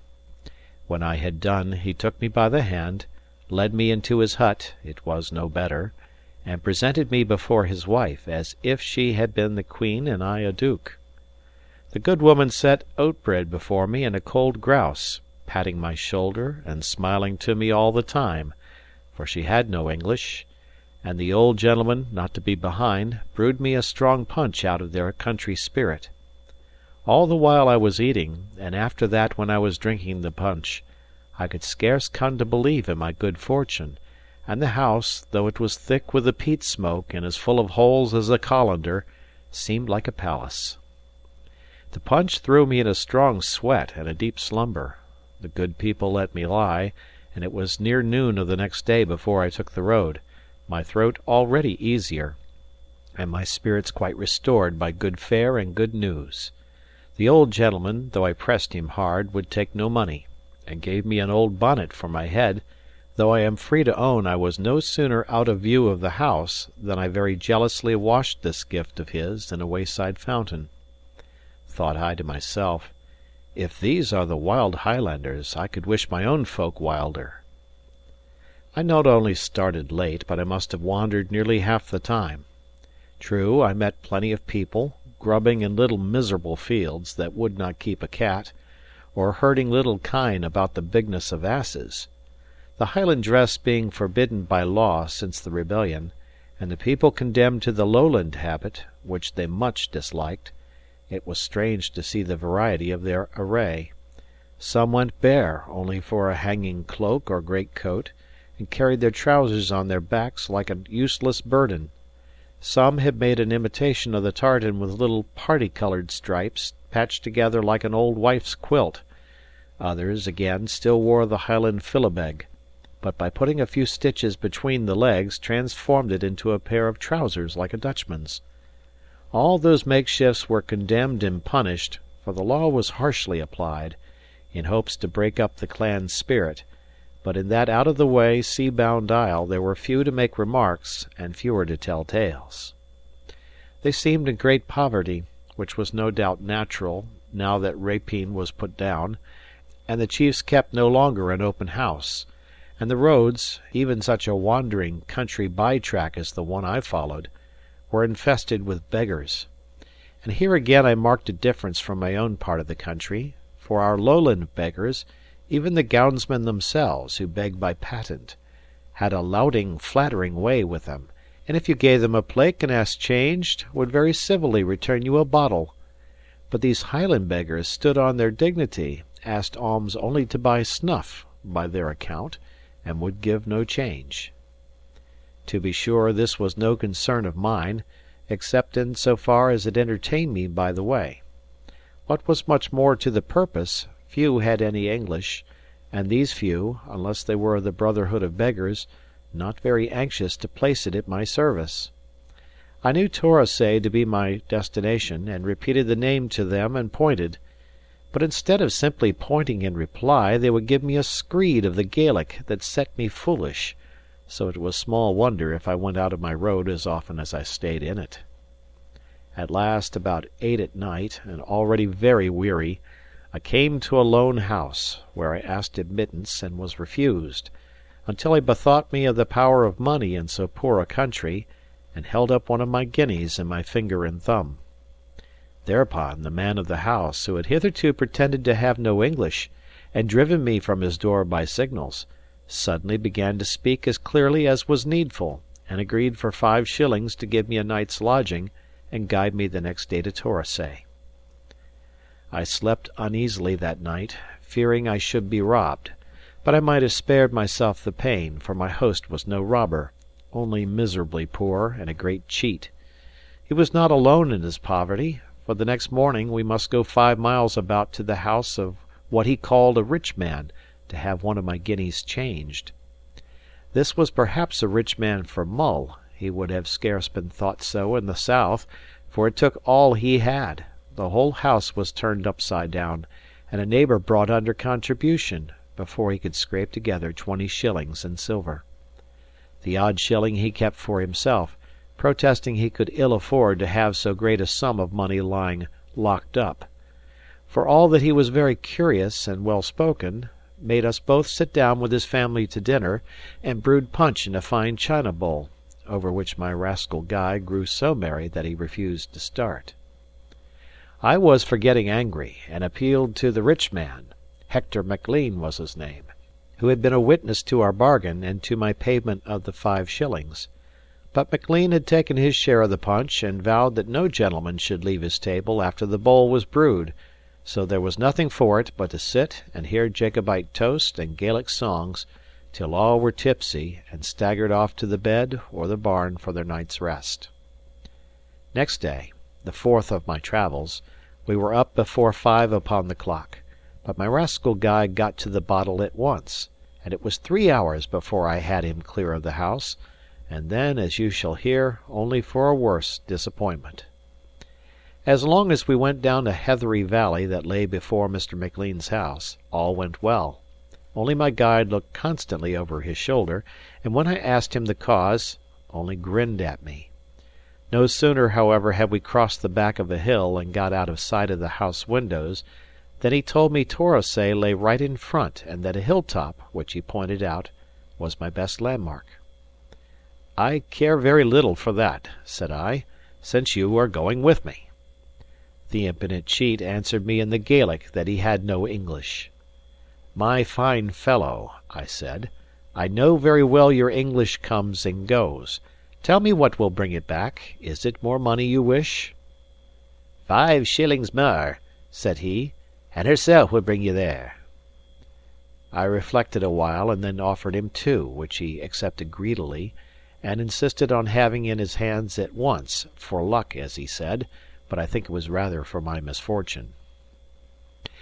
The 2 shillings carried him not quite as many miles, at the end of which distance he sat down upon the wayside, and took off his brogues from his feet, like a man about to rest. I was now red hot. "Ha!" said I, "have you no more English?" He said impudently, "No." At that I boiled over, and lifted my hand to strike him, and he, drawing a knife from his rags, squatted back and grinned at me like a wildcat. At that, forgetting everything but my anger, I ran in upon him, put aside his knife with my left, and struck him in the mouth with the right. I was a strong lad and very angry, and he but a little man, and he went down before me heavily. By good luck his knife flew out of his hand as he fell. I picked up both that and his brogues, wished him a good morning, and set off upon my way, leaving him barefoot and disarmed. I chuckled to myself as I went, being sure I was done with that rogue, for a variety of reasons. First, he knew he could have no more of my money; next, the brogues were worth in that country only a few pence; and lastly, the knife, which was really a dagger, it was against the law for him to carry. In about half an hour of walk, I overtook a great ragged man, moving pretty fast but feeling before him with a staff. He was quite blind, and told me he was a catechist, which should have put me at my ease. But his face went against me; it seemed dark and dangerous and secret, and presently, as we began to go on alongside, I saw the steel butt of a pistol sticking from under the flap of his coat pocket. To carry such a thing meant a fine of £15 sterling upon a first offence, and transportation to the colonies upon a second. Nor could I quite see why a religious teacher should go armed, or what a blind man could be doing with a pistol. I told him about my guide, for I was proud of what I had done, and my vanity for once got the heels of my prudence. At the mention of the 5 shillings he cried out so loud that I made up my mind I should say nothing of the other 2, and was glad he could not see my blushes. "Was it too much?" I asked, a little faltering. "Too much!" cries he. "Why, I would guide you to Torosay myself for a dram of brandy, and give you the great pleasure of my company, me that is a man of some learning, in the bargain." I said I did not see how a blind man could be a guide, but at that he laughed aloud, and said his stick was eyes enough for an eagle. "In the Isle of Mull, at least," says he, "where I know every stone and heather bush by mark of head. See now," he said, striking right and left, as if to make sure, "down there a burn is running, and at the head of it there stands a bit of a small hill with a stone cocked upon the top of that, and it's hard at the foot of the hill that the way runs by to Torosay, and the way here, being for droves, is plainly trodden, and will show grassy through the heather." I had to own he was right in every feature, and told my wonder. "Ha!" says he, "that's nothing. Would you believe me now, that before the Act came out, and when there were weapons in this country, I could shoot, "Ay, could I?" cries he, and then with a leer, "If ye had such a thing as a pistol here to try with, I would show ye how it's done." I told him I had nothing of the sort, and gave him a wider berth. If he had known, his pistol stuck at that time quite plainly out of his pocket, and I could see the sun twinkle on the steel of the butt. But by the better luck for me, he knew nothing, thought all was covered, and lied on in the dark. He then began to question me cunningly, where I came from, whether I was rich, whether I could change a 5-shilling piece for him, which he declared he had that moment in his sporran; and all the time he kept edging up to me, and I avoiding him. We were now upon a sort of green cattle track which crossed the hills towards Torosay, and we kept changing sides upon that like answers in a reel. I had so plainly the upper hand that my spirits rose, and indeed I took a pleasure in this game of blindman's buff; but the catechist grew angrier and angrier, and at last began to swear in Gaelic and to strike for my legs with his staff. Then I told him that, sure enough, I had a pistol in my pocket as well as he, and if he did not strike across the hill due south, I would even blow his brains out. He became at once very polite, and after trying to soften me for some time, but quite in vain, he cursed me once more in Gaelic and took himself off. I watched him striding along, through bog and briar, tapping with his stick, until he turned the end of a hill and disappeared in the next hollow. Then I struck on again for Torosay, much better pleased to be alone than to travel with that man of learning. This was an unlucky day, and these two, of whom I had just rid myself, one after the other, were the two worst men I met with in the Highlands. At Torosay, on the Sound of Mull, and looking over to the mainland of Morven, there was an inn with an innkeeper, who was a Maclean, it appeared, of a very high family; for to keep an inn is thought even more genteel in the Highlands than it is with us, perhaps as partaking of hospitality, or perhaps because the trade is idle and drunken. He spoke good English, and finding me to be something of a scholar, tried me first in French, where he easily beat me, and then in the Latin, in which I don't know which of us did best. This pleasant rivalry put us at once upon friendly terms, and I sat up and drank punch with him, or, to be more correct, sat up and watched him drink it, until he was so tipsy that he wept upon my shoulder. I tried him, as if by accident, with the sight of Alan's button, but it was plain he had never seen or heard of it. Indeed, he bore some grudge against the family and friends of Ardshiel, and before he was drunk he read me a lampoon, in very good Latin, but with a very ill meaning, which he had made in elegiac verses upon a person of that house. When I told him of my catechist, he shook his head, and said I was lucky to have got clear off. "That is a very dangerous man," he said. "Duncan Mackie is his name. He can shoot by the ear at several yards, and he has often been accused of highway robberies, and once of murder." "The cream of it is," says I, "that he called himself a catechist." "And why should he not?" says he, "when that is what he is? It was Maclean of Duart gave it to him before he was blind. But perhaps it was a pity," says my host, "for he is always on the road, going from one place to another to hear the young folk say their religion, and doubtless that is a great temptation to the poor man." At last, when my landlord could drink no more, he showed me to a bed, and I lay down in very good spirits, having travelled the greater part of that big and crooked island of Mull, from Erid to Torosay, 50 miles as the crow flies, and, with my wanderings, much nearer 100, in 4 days and with little fatigue. Indeed, I was by far in better heart and health of body at the end of that long tramp than I had been at the beginning. End of chapter.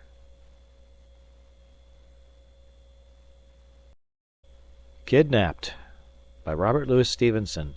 Chapter 16. The Lad with the Silver Button across Morven. There is a regular ferry from Torosay to Kinlochaline on the mainland.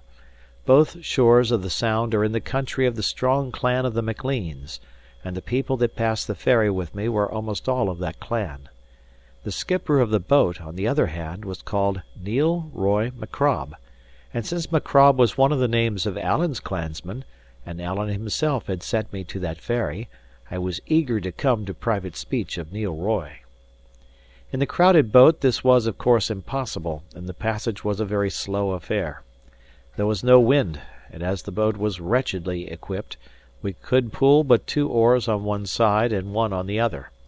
The men gave way, however, with a good will, the passengers taking spells to help them, and the whole company giving the time in Gaelic boat songs. And what with the songs, and the sea air, and the good nature and spirit of all concerned, and the bright weather, the passage was a pretty thing to have seen. But there was one melancholy part. In the mouth of Loch Aline we found a great sea-going ship at anchor, and this I supposed at first to be one of the king's cruisers which were kept along that coast, both summer and winter, to prevent communication with the French.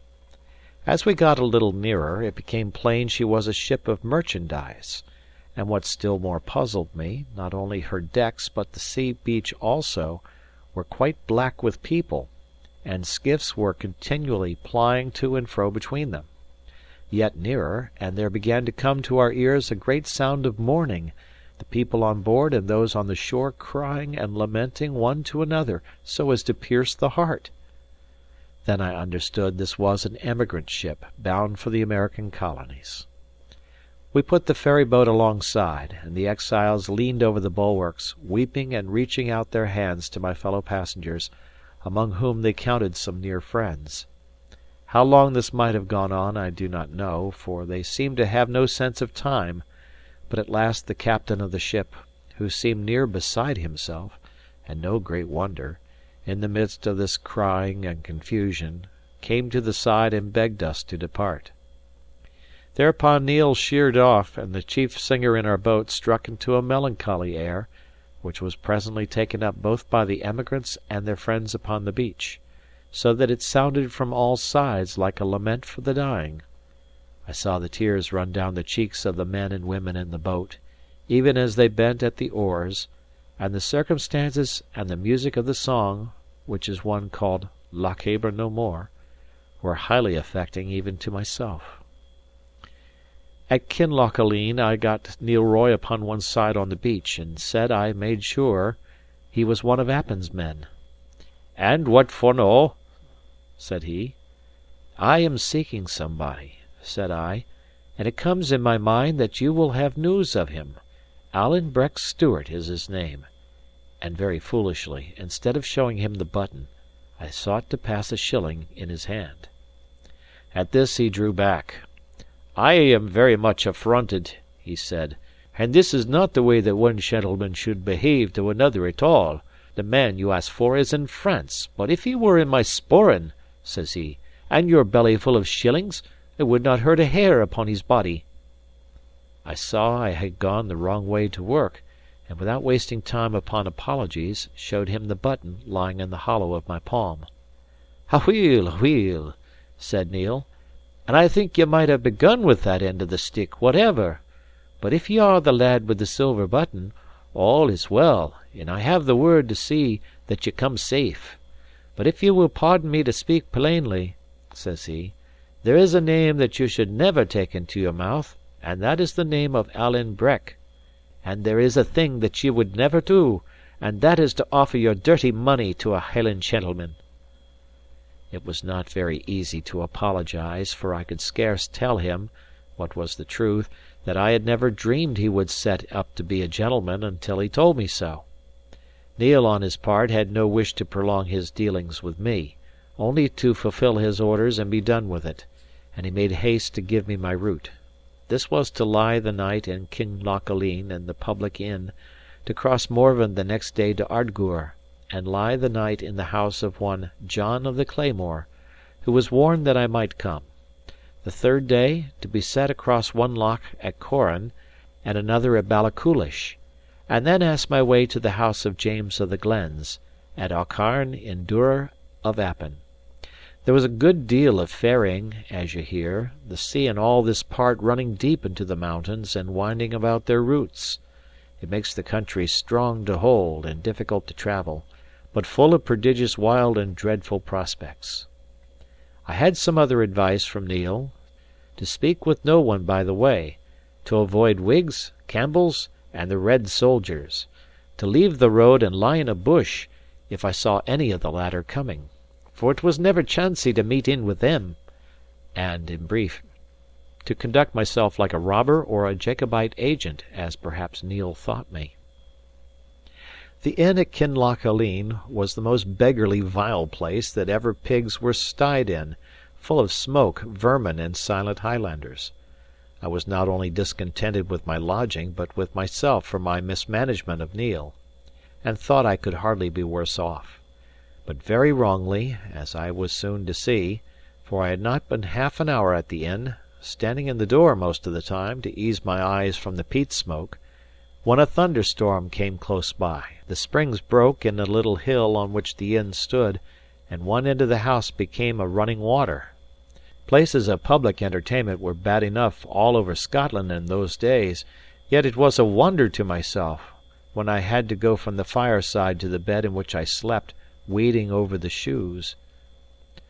Early in my next day's journey I overtook a little, stout, solemn man, walking very slowly with his toes turned out, sometimes reading in a book, and sometimes marking the place with his finger, and dressed decently and plainly in something of a clerical style.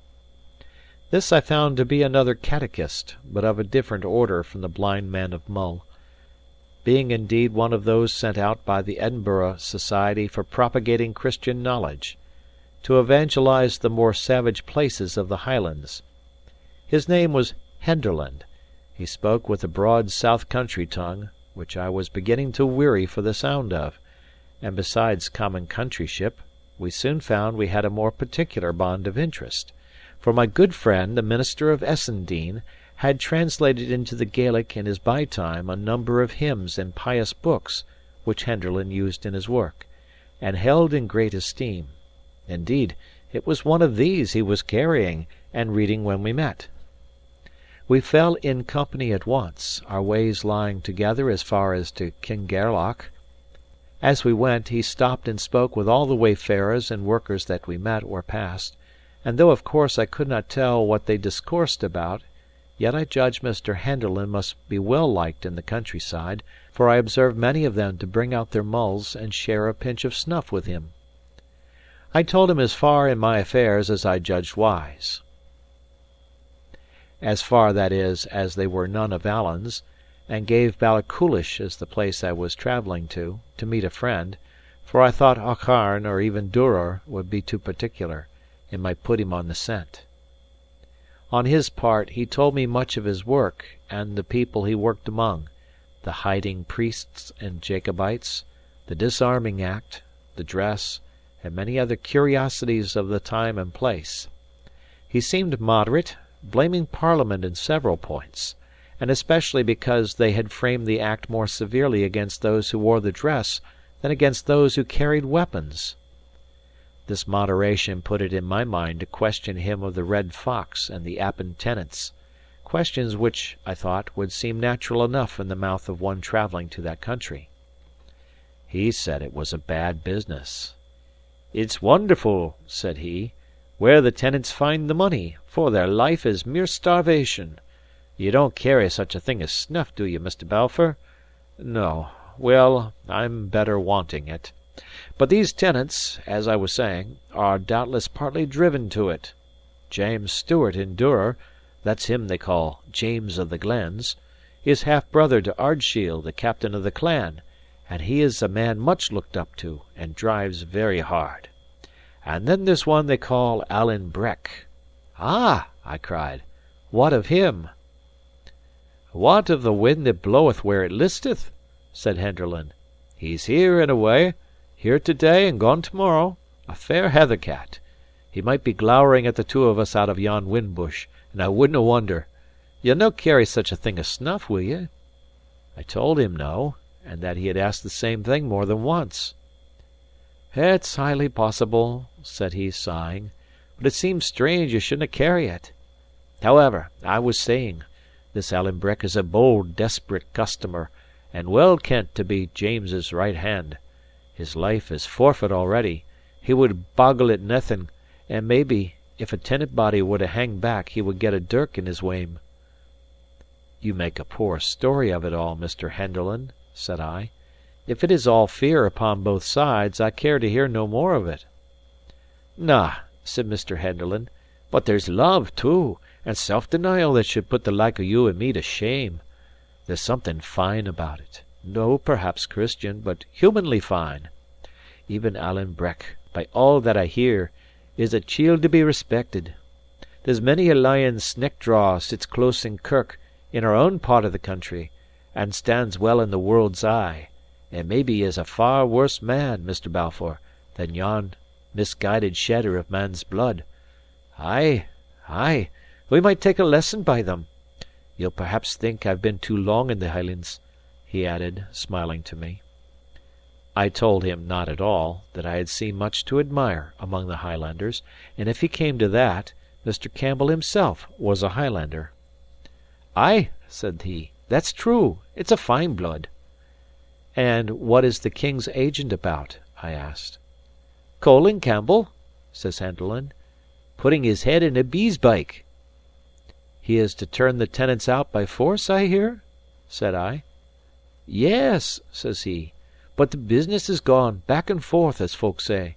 First, James of the Glens rode to Edinburgh, and got some lawyer, a Stewart, nae doubt they all hang together like bats in a steeple, and had the proceedings stayed. And then Colin Campbell came in again, and had the upper hand before the barons of Exchequer. And now they tell me the first of the tenants are to flit tomorrow. It's to begin at Duror, under James's very windows, which doesna seem wise by my humble way of it." "Do you think they'll fight?" I asked. "Well," says Henderland, "they're disarmed, or supposed to be, for there's still a good deal of cold iron lying by in quiet places. And then Colin Campbell has the soldiers coming. But for all that, if I was his lady wife, I wouldnae be well pleased till I got him home again. They're queer customers, the Appin Stewarts." I asked if they were worse than their neighbours. "No they," said he, "and that's the worst part of it.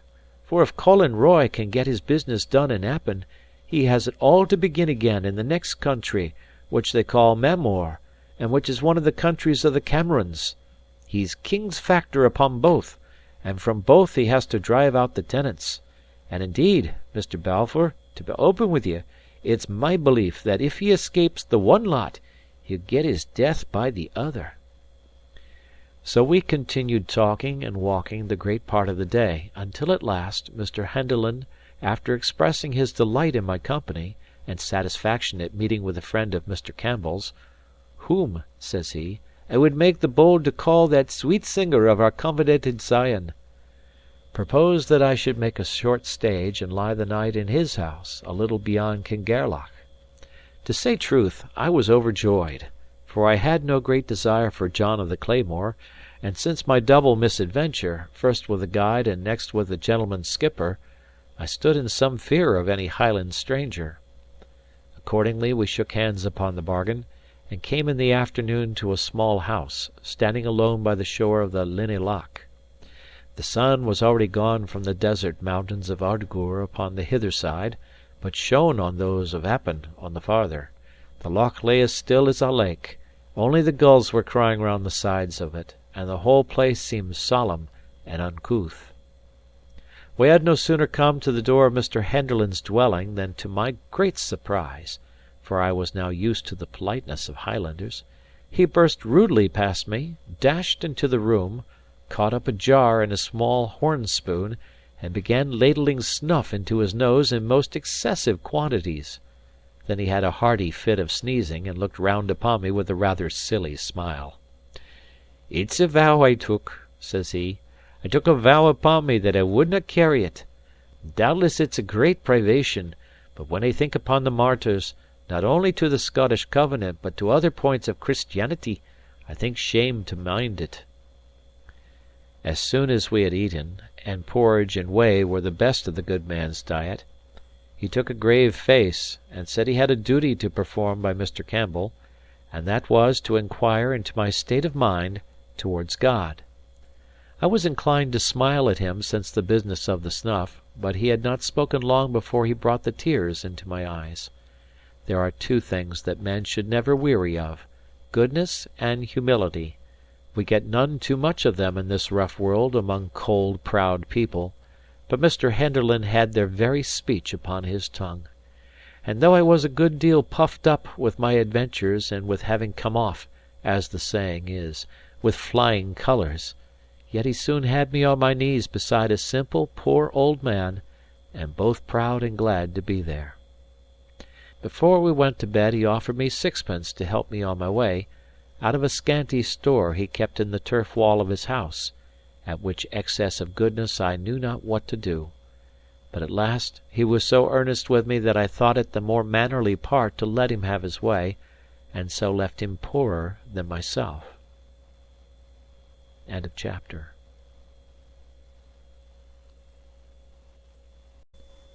Kidnapped by Robert Louis Stevenson.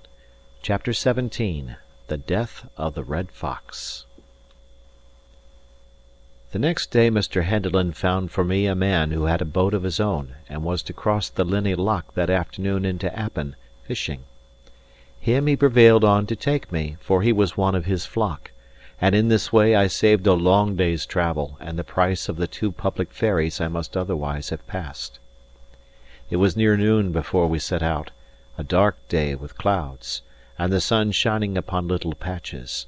The sea was here very deep and still, and had scarce a wave upon it, so that I must put the water to my lips before I could believe it to be truly salt. The mountains on either side were high, rough, and barren, very black and gloomy in the shadow of the clouds, but all silver-laced with little watercourses where the sun shone upon them. It seemed a hard country, this of Appin, for people to care as much about as Alan did. There was but one thing to mention. A little after we had started, the sun shone upon a little moving clump of scarlet close in along the waterside to the north. It was much of the same red as soldiers' coats. Every now and then, too, there came little sparks and lightnings, as though the sun had struck upon bright steel. I asked my boatman what it should be, and he answered he supposed it was some of the red soldiers coming from Fort William into Appin, against the poor tenantry of the country. Well, it was a sad sight to me, and whether it was because of my thoughts of Alan, or from something prophetic in my bosom, although this was but the second time I had seen King George's troops, I had no good will to them. At last we came so near the point of land at the entering in of Loch Leven that I begged to be set on shore. My boatman, who was an honest fellow and mindful of his promise to the catechist, would fain have carried me on to Balachulish, but as this was to take me farther from my secret destination, I insisted, and was set on shore at last under the wood of Lettermore, or Lettervore, as I have heard it both ways, in Alan's country of Appin. This was a wood of birches growing on a steep craggy side of a mountain that overhung the loch. It had many openings and ferny howes, and a road or bridle track ran north and south through the midst of it, by the edge of which, where was a spring, I sat down to eat some oat bread of Mr. Henderland's, and think upon my situation. Here I was not only troubled by a cloud of stinging midges, but far more by the doubts of my mind. What I ought to do, why I was going to join myself with an outlaw and a would-be murderer like Alan, whether I should not be acting more like a man of sense, to tramp back to the south country direct, by my own guidance and at my own charges, and what Mr. Campbell or even Mr. Henderland would think of me if they should learn my folly and presumption. These were the doubts that now began to come in on me stronger than ever. As I was so sitting and thinking, a sound of men and horses came to me through the wood, and presently after, at a turning of the road, I saw 4 travellers come into view. The way was in this part so rough and narrow that they came single and led their horses by the reins. The first was a great red-headed gentleman, of an imperious and flushed face, who carried his hat in his hand, and fanned himself, for he was in a breathing heat. The second, by his decent black garb and white wig, I correctly took to be a lawyer. The third was a servant and wore some part of his clothes in tartan, which showed that his master was of a Highland family, and either an outlaw or else in singular good odour with the government, since the wearing of tartan was against the act. If I had been better versed in these things, I would have known the tartan to be of the Argyle or Campbell colours. This servant had a good-sized portmanteau strapped on his horse, and a net of lemons, to brew punch with, hanging at the saddle-bow, as was often the custom with luxurious travellers in that part of the country. As for the fourth who brought up the tale, I had seen his like before, and knew him at once to be a sheriff's officer. I had no sooner seen these people coming than I made up my mind, for no reason that I can tell, to go through with my adventure, and when the first came alongside of me, I rose up from the bracken and asked him the way to Aucharn. He stopped and looked at me, as I thought, a little oddly, and then turning to the lawyer, "Mungo," said he, "there's many a man would think this more of a warning than two pyats. Here am I on my road to Duror on the job ye ken, and here is a young lad starts up out of the bracken and speers if I'm on the way to Aucharn." "Glenure," said the other, "this is an ill subject for jesting." These two had now drawn close up and were gazing at me, while the two followers had halted about a stone cast in the rear. "And what seek ye in Aucharn?" said Colin Roy Campbell of Glenure. Him they called the Red Fox, for it was he that I had stopped. "The man that lives there," said I. "James of the Glens," says Glenure, musingly, and then to the lawyer, "Is he gathering his people, think ye?" "Anyway," says the lawyer, "we shall do better to bide where we are, and let the soldiers rally us." "If you are concerned for me," said I am neither of his people nor yours, but an honest subject of King George, owing no man and fearing no man." "Why, very well said," replies the factor. "But if I may make so bold as ask, what does this honest man so far from his country? And why does he come seeking the brother of Ardshiel? I have power here, I must tell you. I am king's factor upon several of these estates, and have 12 files of soldiers at my back." "I have heard a waif word in the country," said I, a little nettled, "that you were a hard man to drive." He still kept looking at me, as if in doubt. "Well," said he, at last, "your tongue is bold, but I am no unfriend to plainness. If ye had asked me the way to the door of James Stewart on any other day but this, I would have set ye right and bidden ye God speed. But today, Mungo?" And he turned again to look at the lawyer. But just as he turned there came the shot of a firelock from higher up the hill, and with the very sound of it, Glenure fell upon the road. "Oh, I'm dead!" he cried, several times over. The lawyer had caught him up and held him in his arms, the servant standing over and clasping his hands, and now the wounded man looked from one to another with scared eyes, and there was a change in his voice that went to the heart. "Take care of yourselves," said he. "I'm dead." He tried to open his clothes as if to look for the wound, but his fingers slipped on the buttons. With that he gave a great sigh, his head rolled on his shoulder, and he passed away. The lawyer said never a word, but his face was as sharp as a pen and as white as the dead man's. The servant broke out into a great noise of crying and weeping, like a child, and I, on my side, stood staring at them in a kind of horror. The sheriff's officer had run back at the first sound of the shot, to hasten the coming of the soldiers. At last the lawyer laid down the dead man and his blood upon the road, and got to his own feet with a kind of stagger.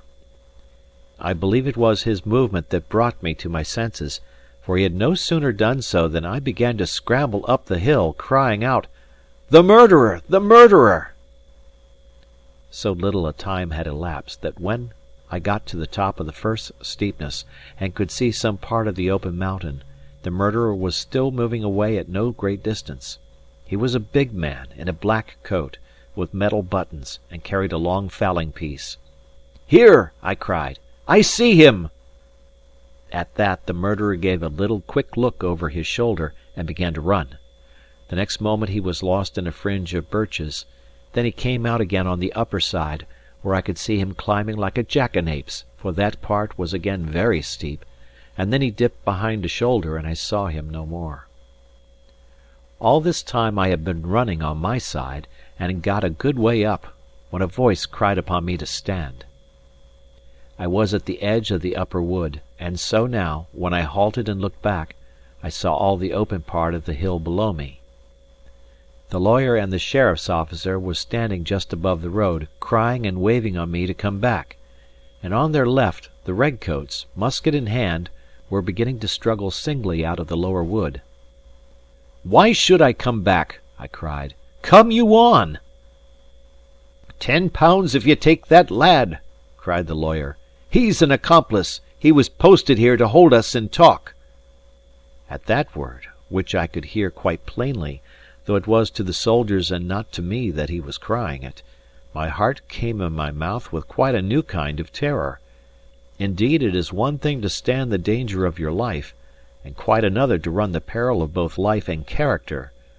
The thing besides had come so suddenly, like thunder out of a clear sky, that I was all amazed and helpless. The soldiers began to spread, some of them to run, and others to put up their pieces and cover me, and still I stood. "Jock in here among the trees," said a voice close by. Indeed, I scarce know what I was doing, but I obeyed, and as I did so I heard the firelocks bang and the balls whistle in the birches. Just inside the shelter of the trees I found Alan Breck standing, with a fishing rod. He gave me no salutation; indeed it was no time for civilities, only "Come," says he, and set off running along the side of the mountain towards Balachulish, and I, like a sheep, to follow him. Now we ran among the birches, now stooping behind low humps upon the mountain side, now crawling on all fours among the heather. The pace was deadly, my heart seemed bursting against my ribs, and I had neither time to think nor breath to speak with. Only I remember seeing with wonder that Alan every now and then would straighten himself to his full height and look back, and every time he did so, there came a great far-away cheering and crying of the soldiers. Quarter of an hour later, Alan stopped, clapped down flat in the heather, and turned to me. "Now," said he, "it's earnest. Do as I do, for your life." And at the same speed, but now with infinitely more precaution, we traced back again across the mountain side by the same way that we had come, only perhaps higher, till at last Alan threw himself down in the upper wood of Lettermore, where I had found him at the first, and lay, with his face in the bracken, panting like a dog. My own sides so ached, my head so swam, my tongue so hung out of my mouth with heat and dryness, that I lay beside him like one dead. End of chapter.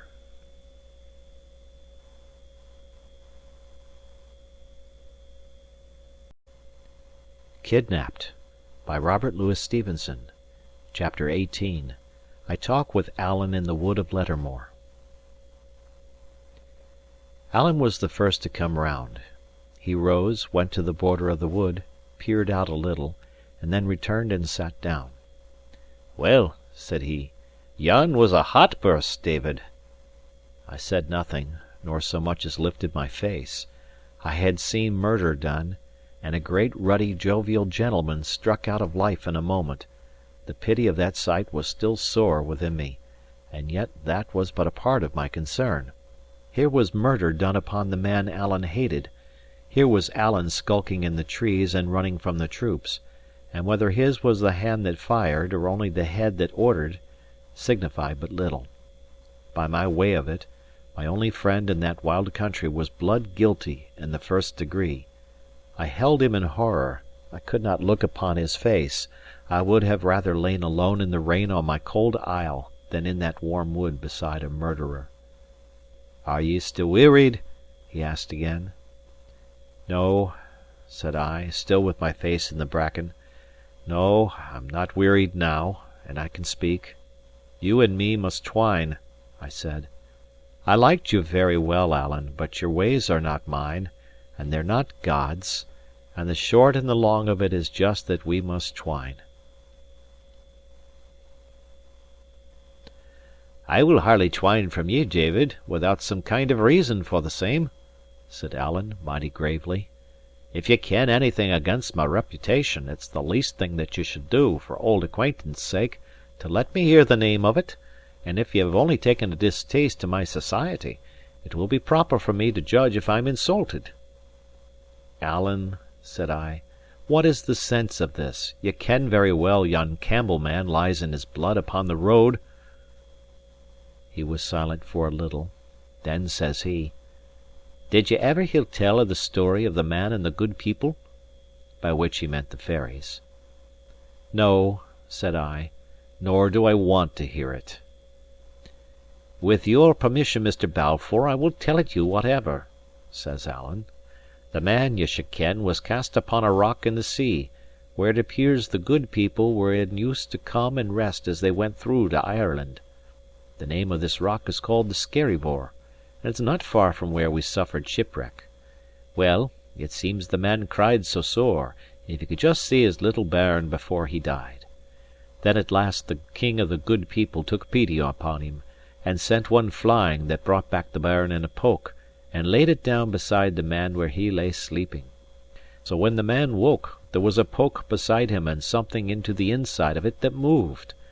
Well, it seems he was one of these gentry that think aye the worst of things, and for greater security, he stuck his dirk throughout that poke before he opened it, and there was his bairn dead.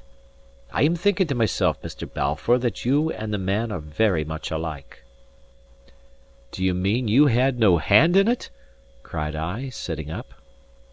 "I will tell you first of all, Mr. Balfour of Shaws, as one friend to another," said Alan, "that if I were going to kill a gentleman, it would not be in my own country, to bring trouble on my clan, and I would not go wanting sword and gun, and with a long fishing rod upon my back."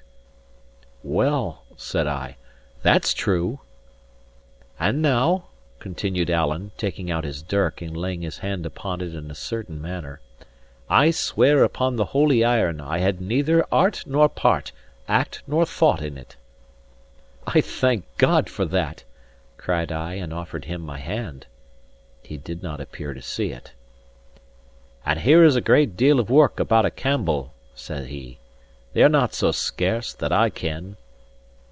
"At least," said I, "you cannot justly blame me, for you know very well what you told me in the brig. But the temptation and the act are different. I thank God again for that. We may all be tempted, but to take a life in cold blood, Alan!" And I could say no more for the moment. "And do you know who did it?" I added. "Do you know that man in the black coat?" "I have nae clear mind about his coat," said Alan cunningly, "but it sticks in my head that it was blue." "Blue or black, do ye know him?" said I. "I couldn't just conscientiously swear to him," says Alan. "He gaed very close by me, to be sure, but it's a strange thing that I should just have been tying my brogues." "Can you swear that you don't know him, Alan?" I cried, half angered, half in a mind to laugh at his evasions. "Not yet," says he, "but I have a grand memory for forgetting, David." "And yet there was one thing I saw clearly," said I, "and that was, that you exposed yourself and me to draw the soldiers." "It's very likely," said Alan, "and so would any gentleman. You and me were innocent of that transaction." "The better reason, since we were falsely suspected, that we should get clear," I cried. "The innocent should surely come before the guilty." "Why, David," said he, "the innocent have aye a chance to get assoiled in court; but for the lad that shot the bullet, I think the best place for him will be the heather. Them that havena dipped their hands in any little difficulty should be very mindful of the case of them that have, and that is the good Christianity. For if it was the other way round about, and the lad whom I couldn't just clearly see had been in our shoes, and we in his, as might very well have been, I think we would be a good deal obliged to him ourselves if he would draw the soldiers." When it came to this, I gave Alan up. But he looked so innocent all the time, and was in such clear good faith in what he said, and so ready to sacrifice himself for what he deemed his duty, that my mouth was closed.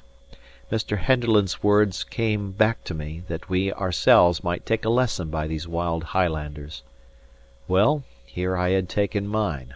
Alan's morals were all tail first, but he was ready to give his life for them, such as they were.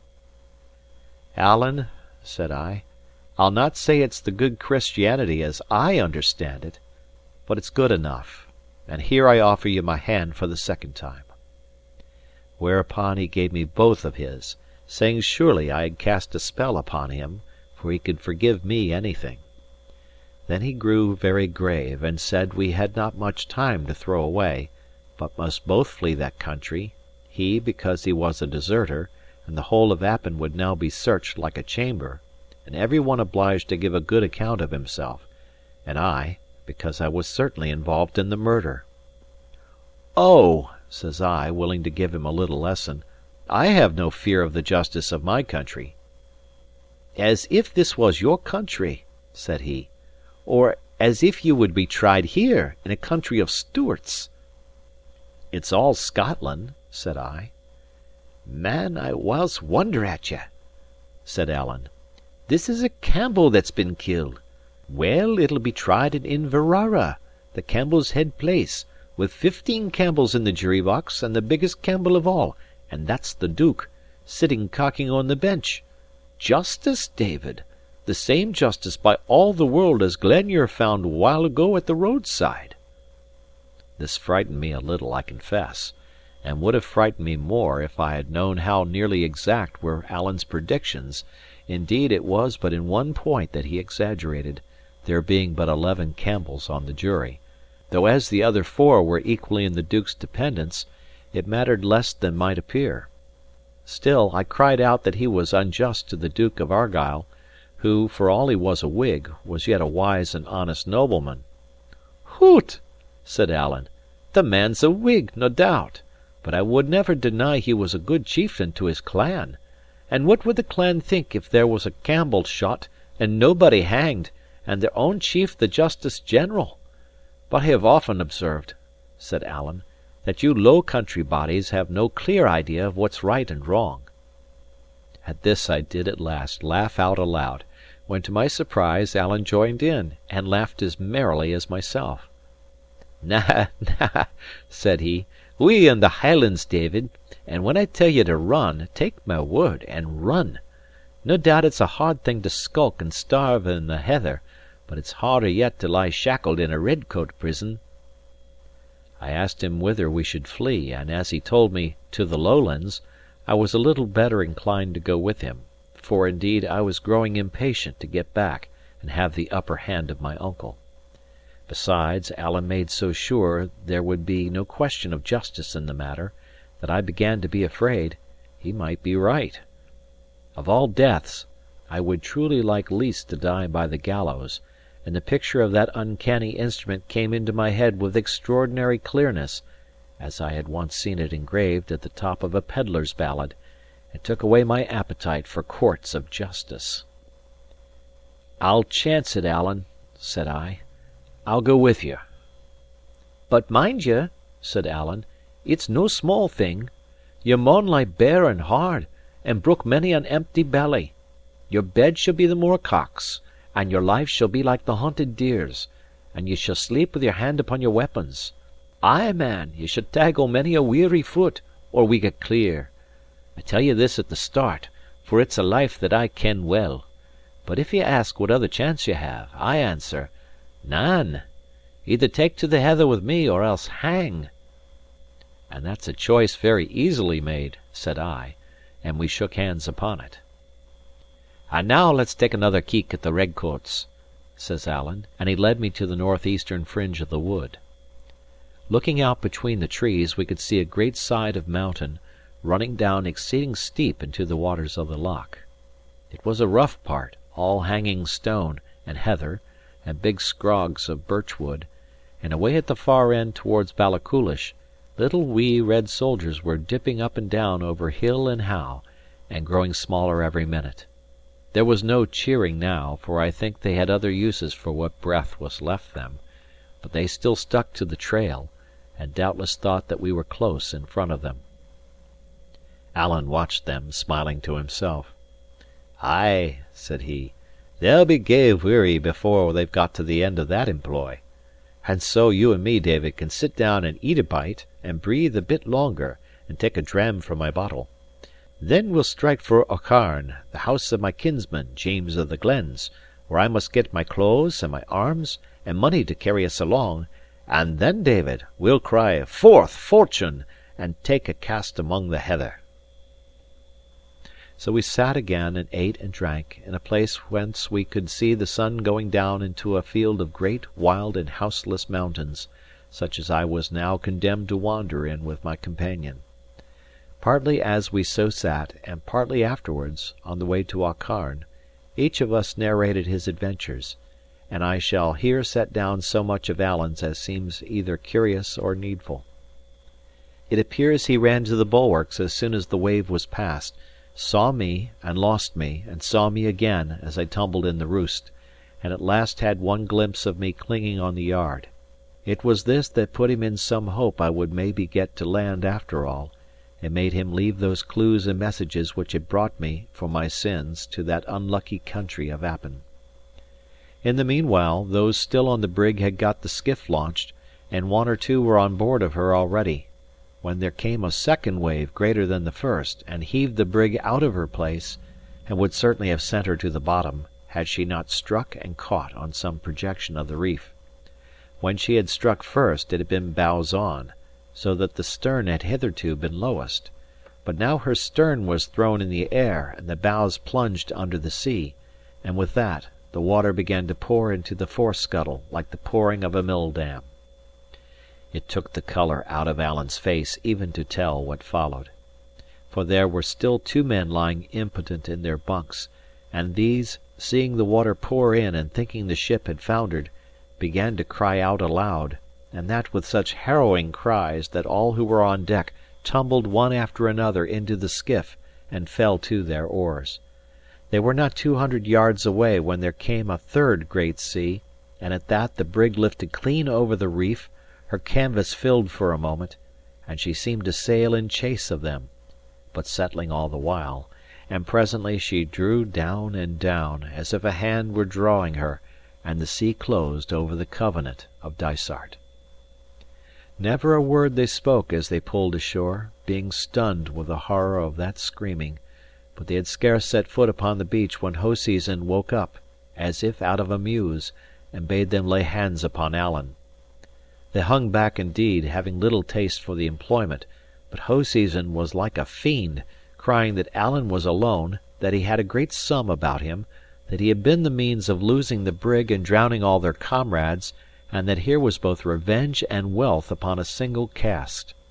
It was 7 against 1; in that part of the shore there was no rock that Alan could set his back to, and the sailors began to spread out and come behind him. "And then," said Alan, "the little man with the red head, I have no mind of the name that he is called." "Riach," I said. "Ay," said Alan, "Riach.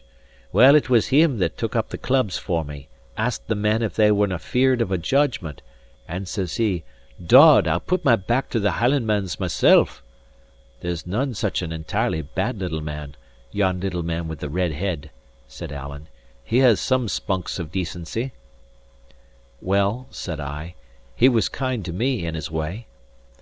"And so was he to Alan," said he; "and by my troth, I found his way a very good one. But ye see, David, the loss of the ship and the cries of these poor lads set very ill upon the man, and I'm thinking that would be the cause of it." "Well, I would think so," says I, "for he was as keen as any of the rest at the beginning. But how did Hoseason take it?" "It sticks in my mind that he would take it very ill," says Alan. "But the little man cried to me to run, and indeed I thought it was a good observe, and ran. The last that I saw they were all in a knot upon the beach, like folk that were not agreeing very well together." "What do you mean by that?" said I. "Well, the fists were going," said Alan, "and I saw one man go down like a pair of breeks. but I thought it would be better no to wait. Ye see, there's a strip of Campbell's in that end of Mull, which is no good company for a gentleman like me.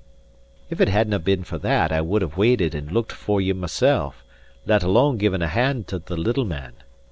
It was droll how Alan dwelt on Mr. Riach's stature, for to say the truth, the one was not much smaller than the other.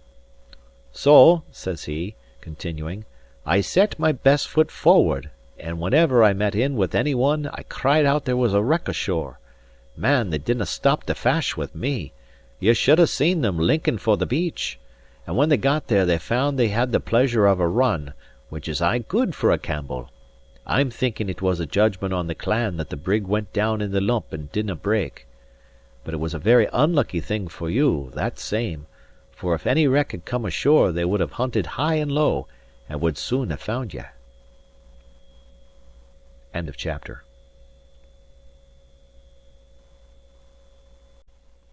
Kidnapped by Robert Louis Stevenson. Chapter 19.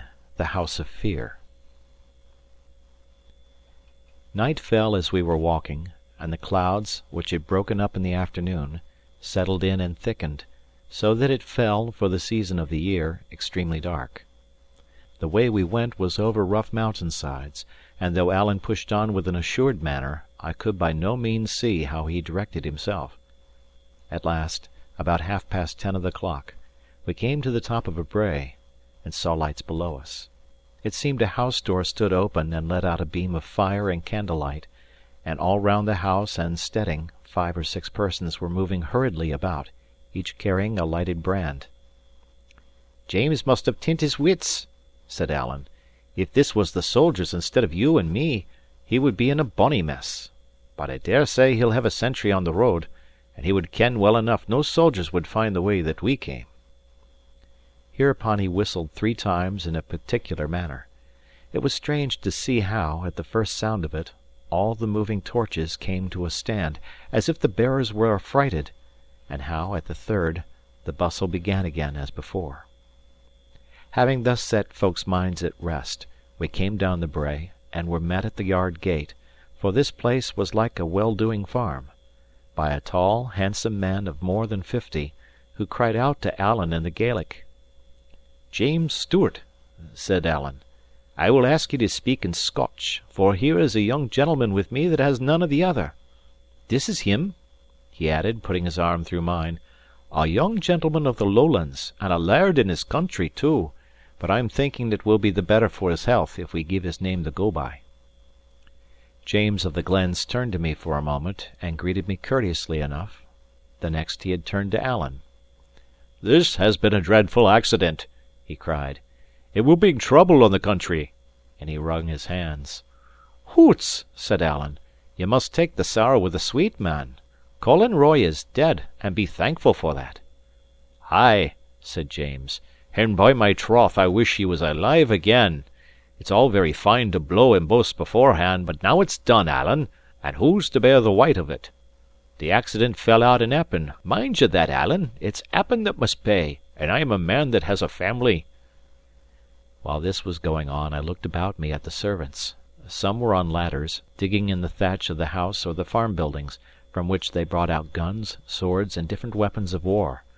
Others carried them away, and by the sound of mattock blows from somewhere farther down the brae, I supposed they buried them. Though they were all so busy, there prevailed no kind of order in their efforts. Men struggled together for the same gun and ran into each other with their burning torches, and James was continually turning about from his talk with Alan to cry out orders which were apparently never understood. The faces in the torchlight were like those of people overcome with hurry and panic, and though none spoke above his breath, their speech sounded both anxious and angry. It was about this time that a lassie came out of the house carrying a pack or bundle, and it has often made me smile to think how Alan's instinct awoke at the mere sight of it.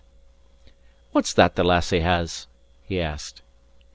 "We're just setting the house in order, Alan," said James, in his frightened and somewhat fawning way.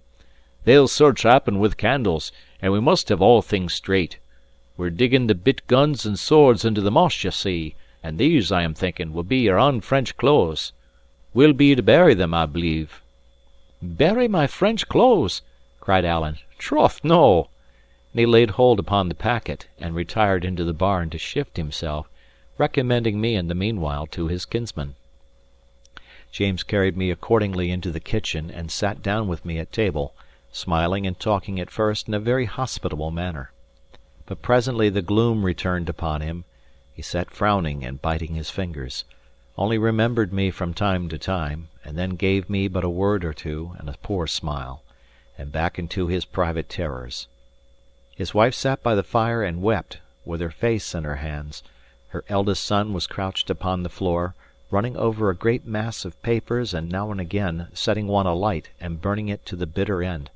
All the while a servant lass with a red face was rummaging about the room, in a blind hurry of fear, and whimpering as she went; and every now and again one of the men would thrust in his face from the yard and cry for orders. At last James could keep his seat no longer, and begged my permission to be so unmannerly as walk about. "I am but poor company altogether, sir," says he, "but I can think of nothing but this dreadful accident, and the trouble it is like to bring upon quite innocent persons."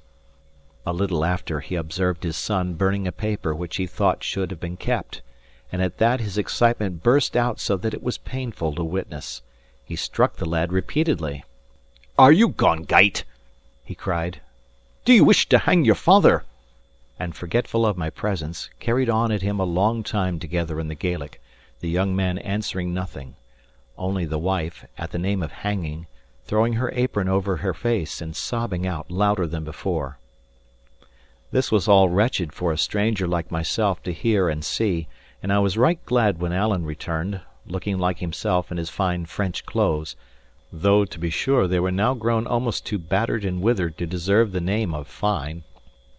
I was then taken out in my turn by another of the sons, and given that change of clothing of which I had stood so long in need, and a pair of Highland brogues made of deer leather, rather strange at first, but after a little practice very easy to the feet. By the time I came back Alan must have told his story, for it seemed understood that I was to fly with him, and they were all busy upon our equipment. They gave us each a sword and pistols, though I professed my inability to use the former, and with these and some ammunition, a bag of oatmeal, an iron pan, and a bottle of right French brandy, we were ready for the heather. Money, indeed, was lacking. I had about 2 guineas left. Alan's belt having been dispatched by another hand, that trusty messenger had no more than 17 pence to his whole fortune; and as for James, it appears he had brought himself so low with journeys to Edinburgh and legal expenses on behalf of the tenants, that he could only scrape together 3 and 5 pence halfpenny, the most of it in coppers. "This'll no do," said Alan. "You must find a safe bit somewhere near by," said James, "and get word sent to me. Ye see, you'll have to get this business prettily off, Alan. This is no time to be stayed for a guinea or 2. They're sure to get wind of ye, sure to seek ye, and by my way of it, sure to lay on ye the wyte of this day's accident. If it falls on you, it falls on me that am your near kinsman, and harboured you while ye were in the country. And if it comes on me—" He paused and bit his fingers with a white face. "It would be a painful thing for our friends if I was to hang," said he. "It would be an ill day for Appin," says Alan. "It's a day that sticks in my throat," said James. "Oh, man, Alan, you and me have spoken like 2 fools!" he cried, striking his hand upon the wall so that the house rang again. "Well, and that's true, too," said Alan. "And my friend from the Lowlands here," nodding at me, "gave me a good word upon that head, if I would have only listened to him." "But see here," said James, returning to his former manner, "if they lay me by the heels, Alan, it's then that you'll be needing the money. For with all that I have said, and that you have said, it will look very black against the 2 of us, do ye mark that? Well, follow me out, and I'll see that I'll have to get a paper out against ye myself, have to offer a reward for ye. Ay, will I? It's a sore thing to do between such near friends, but if I get the dirtim of this dreadful accident, I'll have to fend for myself, man. Do you see that?" He spoke with a pleading earnestness, taking Alan by the breast of the coat. "Ay," said Alan, "I see that." "And you'll have to be clear of the country, Alan. Ay, and clear of Scotland. You and your friend from the Lowlands, too. For I'll have to paper your friend from the Lowlands. You see that, Alan? Say that you see that." I thought Alan flushed a bit. "This is unco hard on me that brought him here, James," said he, throwing his head back. "It's like making me a traitor." "No, Alan, man," cried James. "Look things in the face. He'll be papered anyway. Mungo Campbell'll be sure to paper him. What matters if I paper him too? And then, Alan, I'm a man that has a family." And then, after a little pause on both sides, "And, Alan, it'll be a jury of Campbells," said he. "There's one thing," said Alan, musingly, "that nobody kens his name." "Nor yet they shallna, Alan. There's my hand on that," cried James, for all the world as if he had really known my name and was foregoing some advantage. "But just the habit he was in, and what he looked like, and his age and the like, I couldnae well do less." "I wonder at your father's son," cried Alan, sternly. "Would ye sell the lad with a gift? Would ye change his clothes and then betray him?" "No, no, Alan," said James. "No, no, the habit he took off. The habit Mungo saw him in." But I thought he seemed crestfallen, indeed. He was clutching at every straw. And all the time, I dare say, saw the faces of his hereditary foes on the bench, and in the jury box, and the gallows in the background. "Well, sir," says Alan, turning to me, "what say ye to that? Ye're here under the safeguard of my honour, and it's my part to see nothing done but what shall please you." "I have but one word to say," said I, "for to all this dispute I am a perfect stranger. But the plain common sense is to set the blame where it belongs, and that is on the man who fired the shot. Paper him, as you call it, set the hunt on him, and let honest, innocent folk show their faces in safety." But at this both Alan and James cried out in horror, bidding me hold my tongue, for that was not to be thought of, and asking me what the Camerons would think, which confirmed me it must have been a Cameron from Mamore that did the act. And if I did not see that the lad might be caught. "Ye havena surely thought of that?" said they with such innocent earnestness that my hands dropped at my side and I despaired of argument. "Very well, then," said I. "Paper me, if you please. Paper Alan. Paper King George! We're all three innocent, and that seems to be what's wanted. But at least, sir," said I to James, recovering from my little fit of annoyance, "I am Alan's friend, and if I can be helpful to friends of his, I will not stumble at the risk." I thought it best to put a fair face on my consent, for I saw Alan troubled, and besides, thinks I to myself, as soon as my back is turned, they will paper me, as they call it, whether I consent or not. But in this I saw I was wrong, for I had no sooner said the words than Mrs. Stewart leaped out of her chair, came running over to us, and wept first upon my neck and then on Alan's, blessing God for our goodness to her family. "As for you, Alan, it was no more than your bounden duty," she said. "But for this lad that has come here, and seen us at our worst, and seen the good man fleeching like a suitor, him that by right should give his commands like any king. As for you, my lad," she says, "my heart is where not to have your name, but I have your face, and as long as my heart beats under my bosom, I will keep it, and think of it, and bless it." And with that she kissed me, and burst once more into such sobbing that I stood abashed. "Hoot, hoot!" said Alan, looking mighty silly. "The day comes unco soon in this month of July, and tomorrow there'll be a fine to do in Appin, a fine riding of dragoons, and crying of 'Cracan!' and running of redcoats, and it behooves you and me to the sooner be gone." Thereupon we said farewell, and set out again, bending somewhat eastwards, in a fine, mild, dark night, and over much the same broken country as before. End of chapter. Kidnapped by Robert Louis Stevenson. Chapter 20. The Flight in the Heather, The rocks.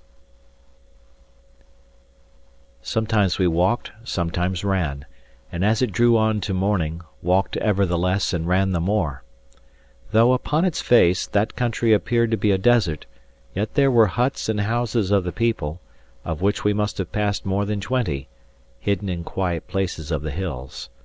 When we came to one of these, Alan would leave me in the way, and go himself and rap upon the side of the house, and speak a while at the window with some sleeper awakened.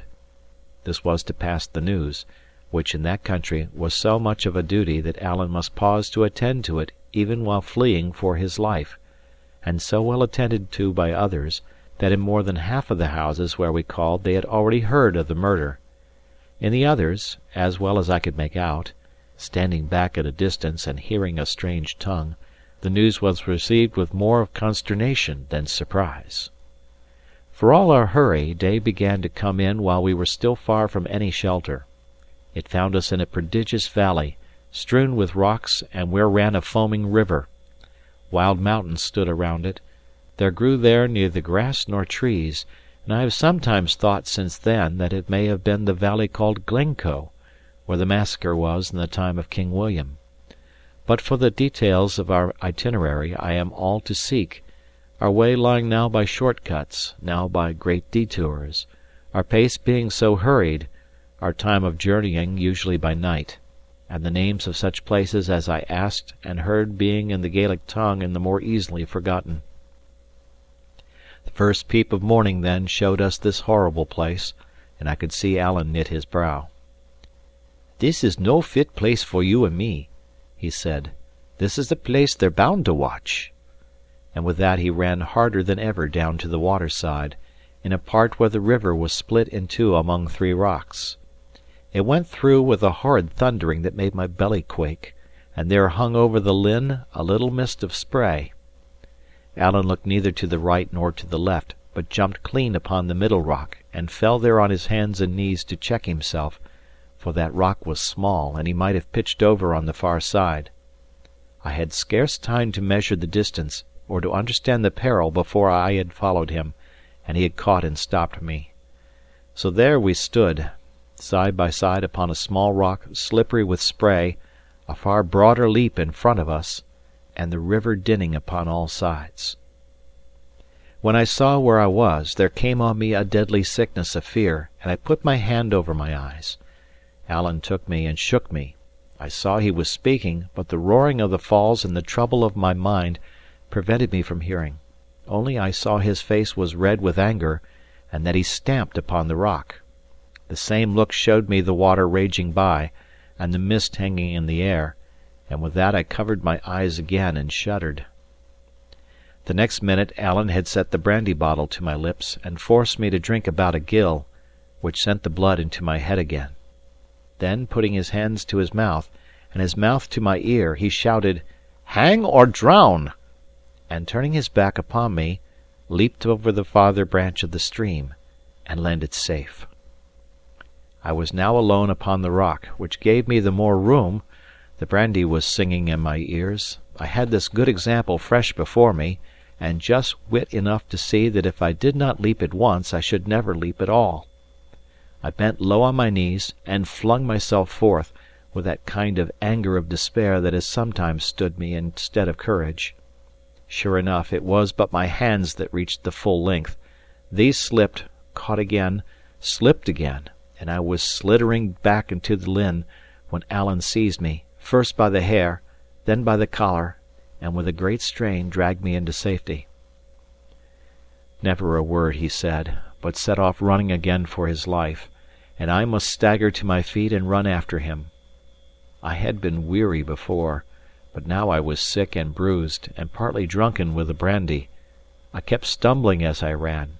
I had a stitch that came near to overmaster me, and when at last Alan paused under a great rock that stood there among a number of others, it was none too soon for David Balfour. A great rock, I have said, but by rights it was 2 rocks leaning together at the top, both some 20 feet high, and at the first sight inaccessible. Even Alan, though you may say he had as good as 4 hands, failed twice in an attempt to climb them, and it was only at the 3rd trial, and then by standing on my shoulders and leaping up with such force as I thought must have broken my collarbone, that he secured a lodgment. Once there, he let down his leathern girdle, and with the aid of that and a pair of shallow footholds in the rock, I scrambled up beside him. Then I saw why we had come there, for the two rocks, being both somewhat hollow at the top and sloping one to the other, made a kind of dish or saucer, where as many as 3 or 4 men might have lain hidden. All this while Alan had not said a word, and had run and climbed with such a savage, silent frenzy of hurry, that I knew that he was in mortal fear of some miscarriage. Even now we were on the rock he said nothing, nor so much as relaxed the frowning look upon his face, but clapped flat down, and keeping only one eye above the edge of our place of shelter, scouted all round the compass. The dawn had come quite clear. We could see the stony sides of the valley, and its bottom, which was bestrewed with rocks, and the river which went from one side to another, and made white falls, but nowhere the smoke of a house, nor any living creature but some eagles screaming round a cliff. Then at last Alan smiled. "Ay," said he, "now we have a chance." And then looking at me with some amusement, "You're no very gleg at the jumping," said he. At this I suppose I coloured with mortification, for he added at once, "Hoots! Small blame to ye. To be feared of a thing and yet to do it, is what makes the prettiest kind of a man.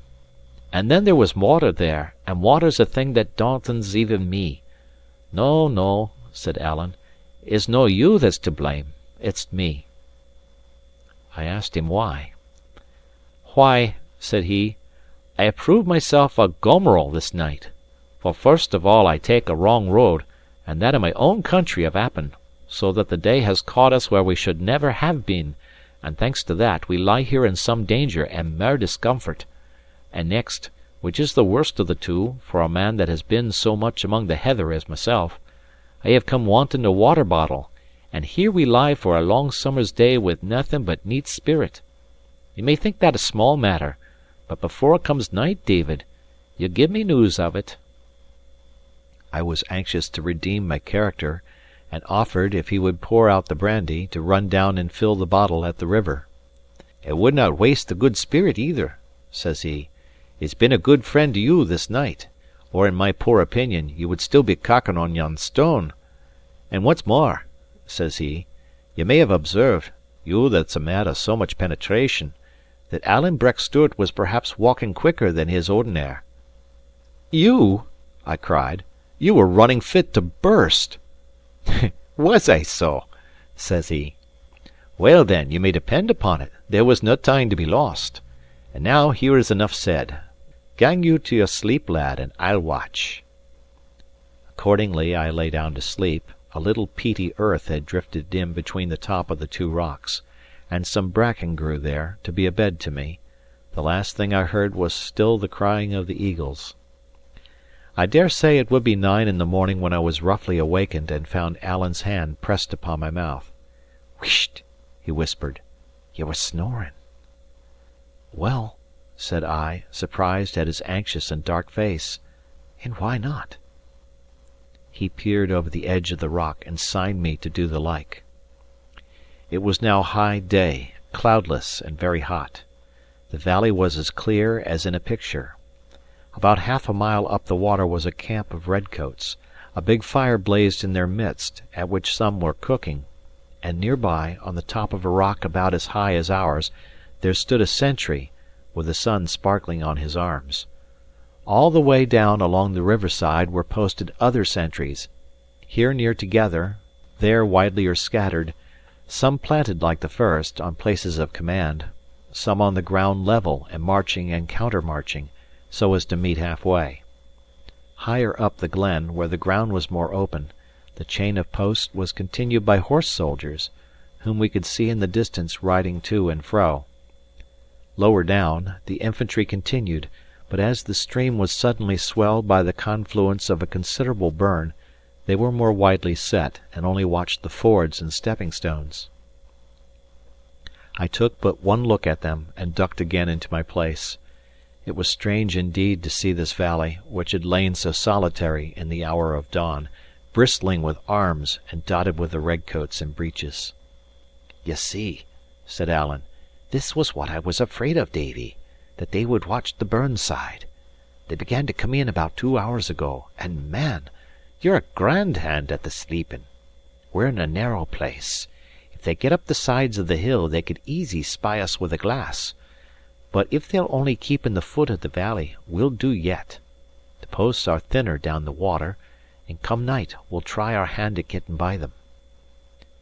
"And what are we to do till night?" I asked. "Lie here," says he, "and burstle."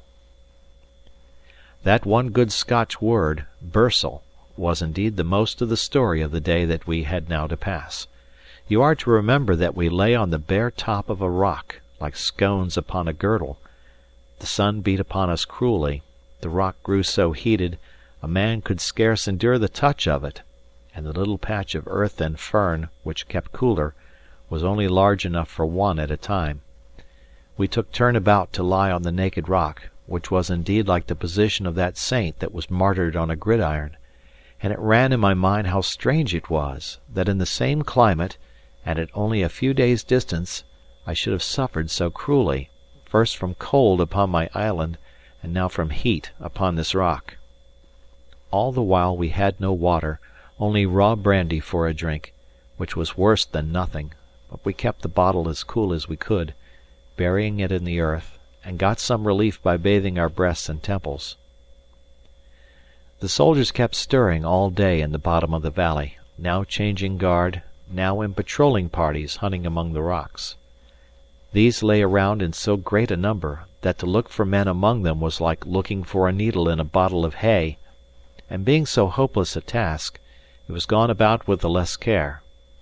Yet we could see the soldiers poke their bayonets among the heather, which sent a cold thrill into my vitals, and they would sometimes hang about our rock, so that we scarce dared to breathe. It was in this way that I first heard the right English speech, one fellow as he went by actually clapping his hand upon the sunny face of the rock on which we lay, and plucking it off again with an oath. "I tell you it's hot," says he, and I was amazed at the clipping tones and the odd sing-song in which he spoke, and no less at that strange trick of dropping out the letter H.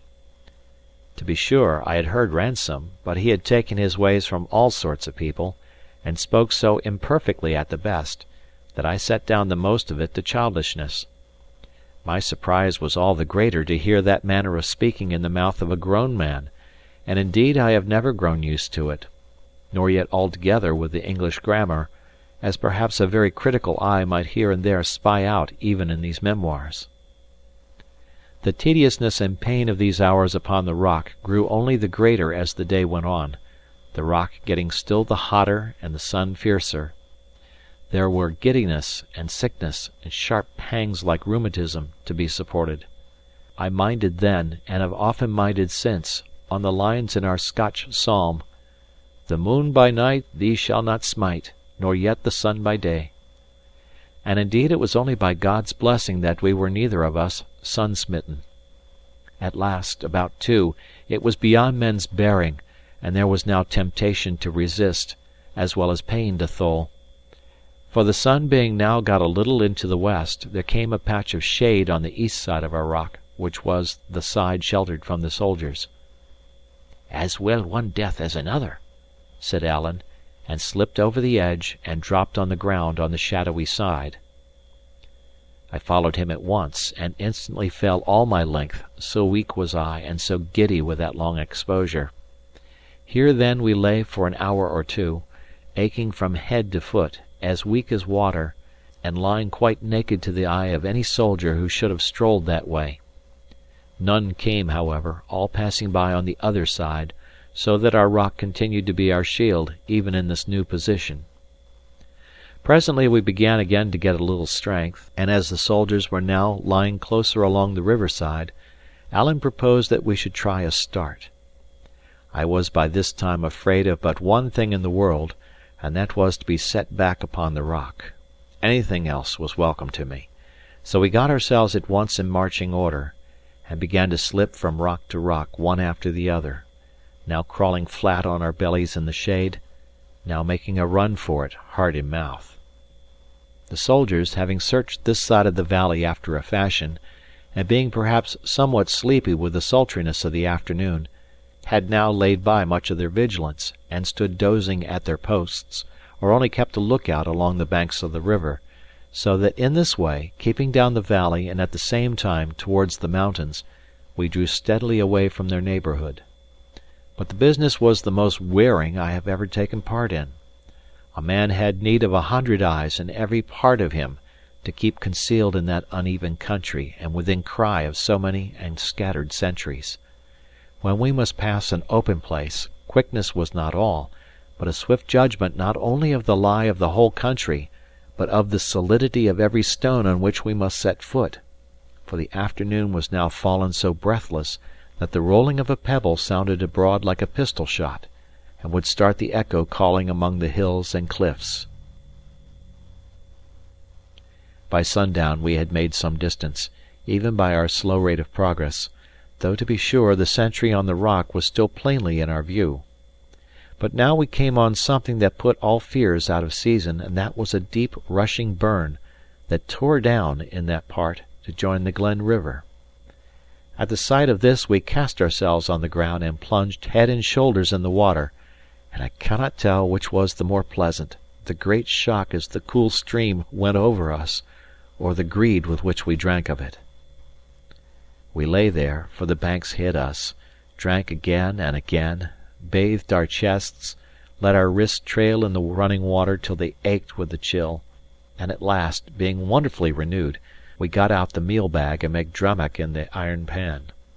This, though it is but cold water mingled with oatmeal, yet makes a good enough dish for a hungry man, and where there are no means of making fire, or, as in our case, good reason for not making one, it is the chief stand-by of those who have taken to the heather.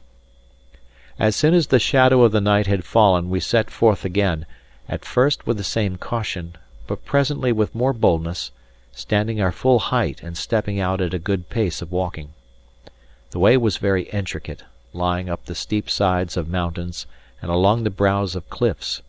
Clouds had come in with the sunset, and the night was dark and cool, so that I walked without much fatigue, but in continual fear of falling and rolling down the mountains, and with no guess at our direction.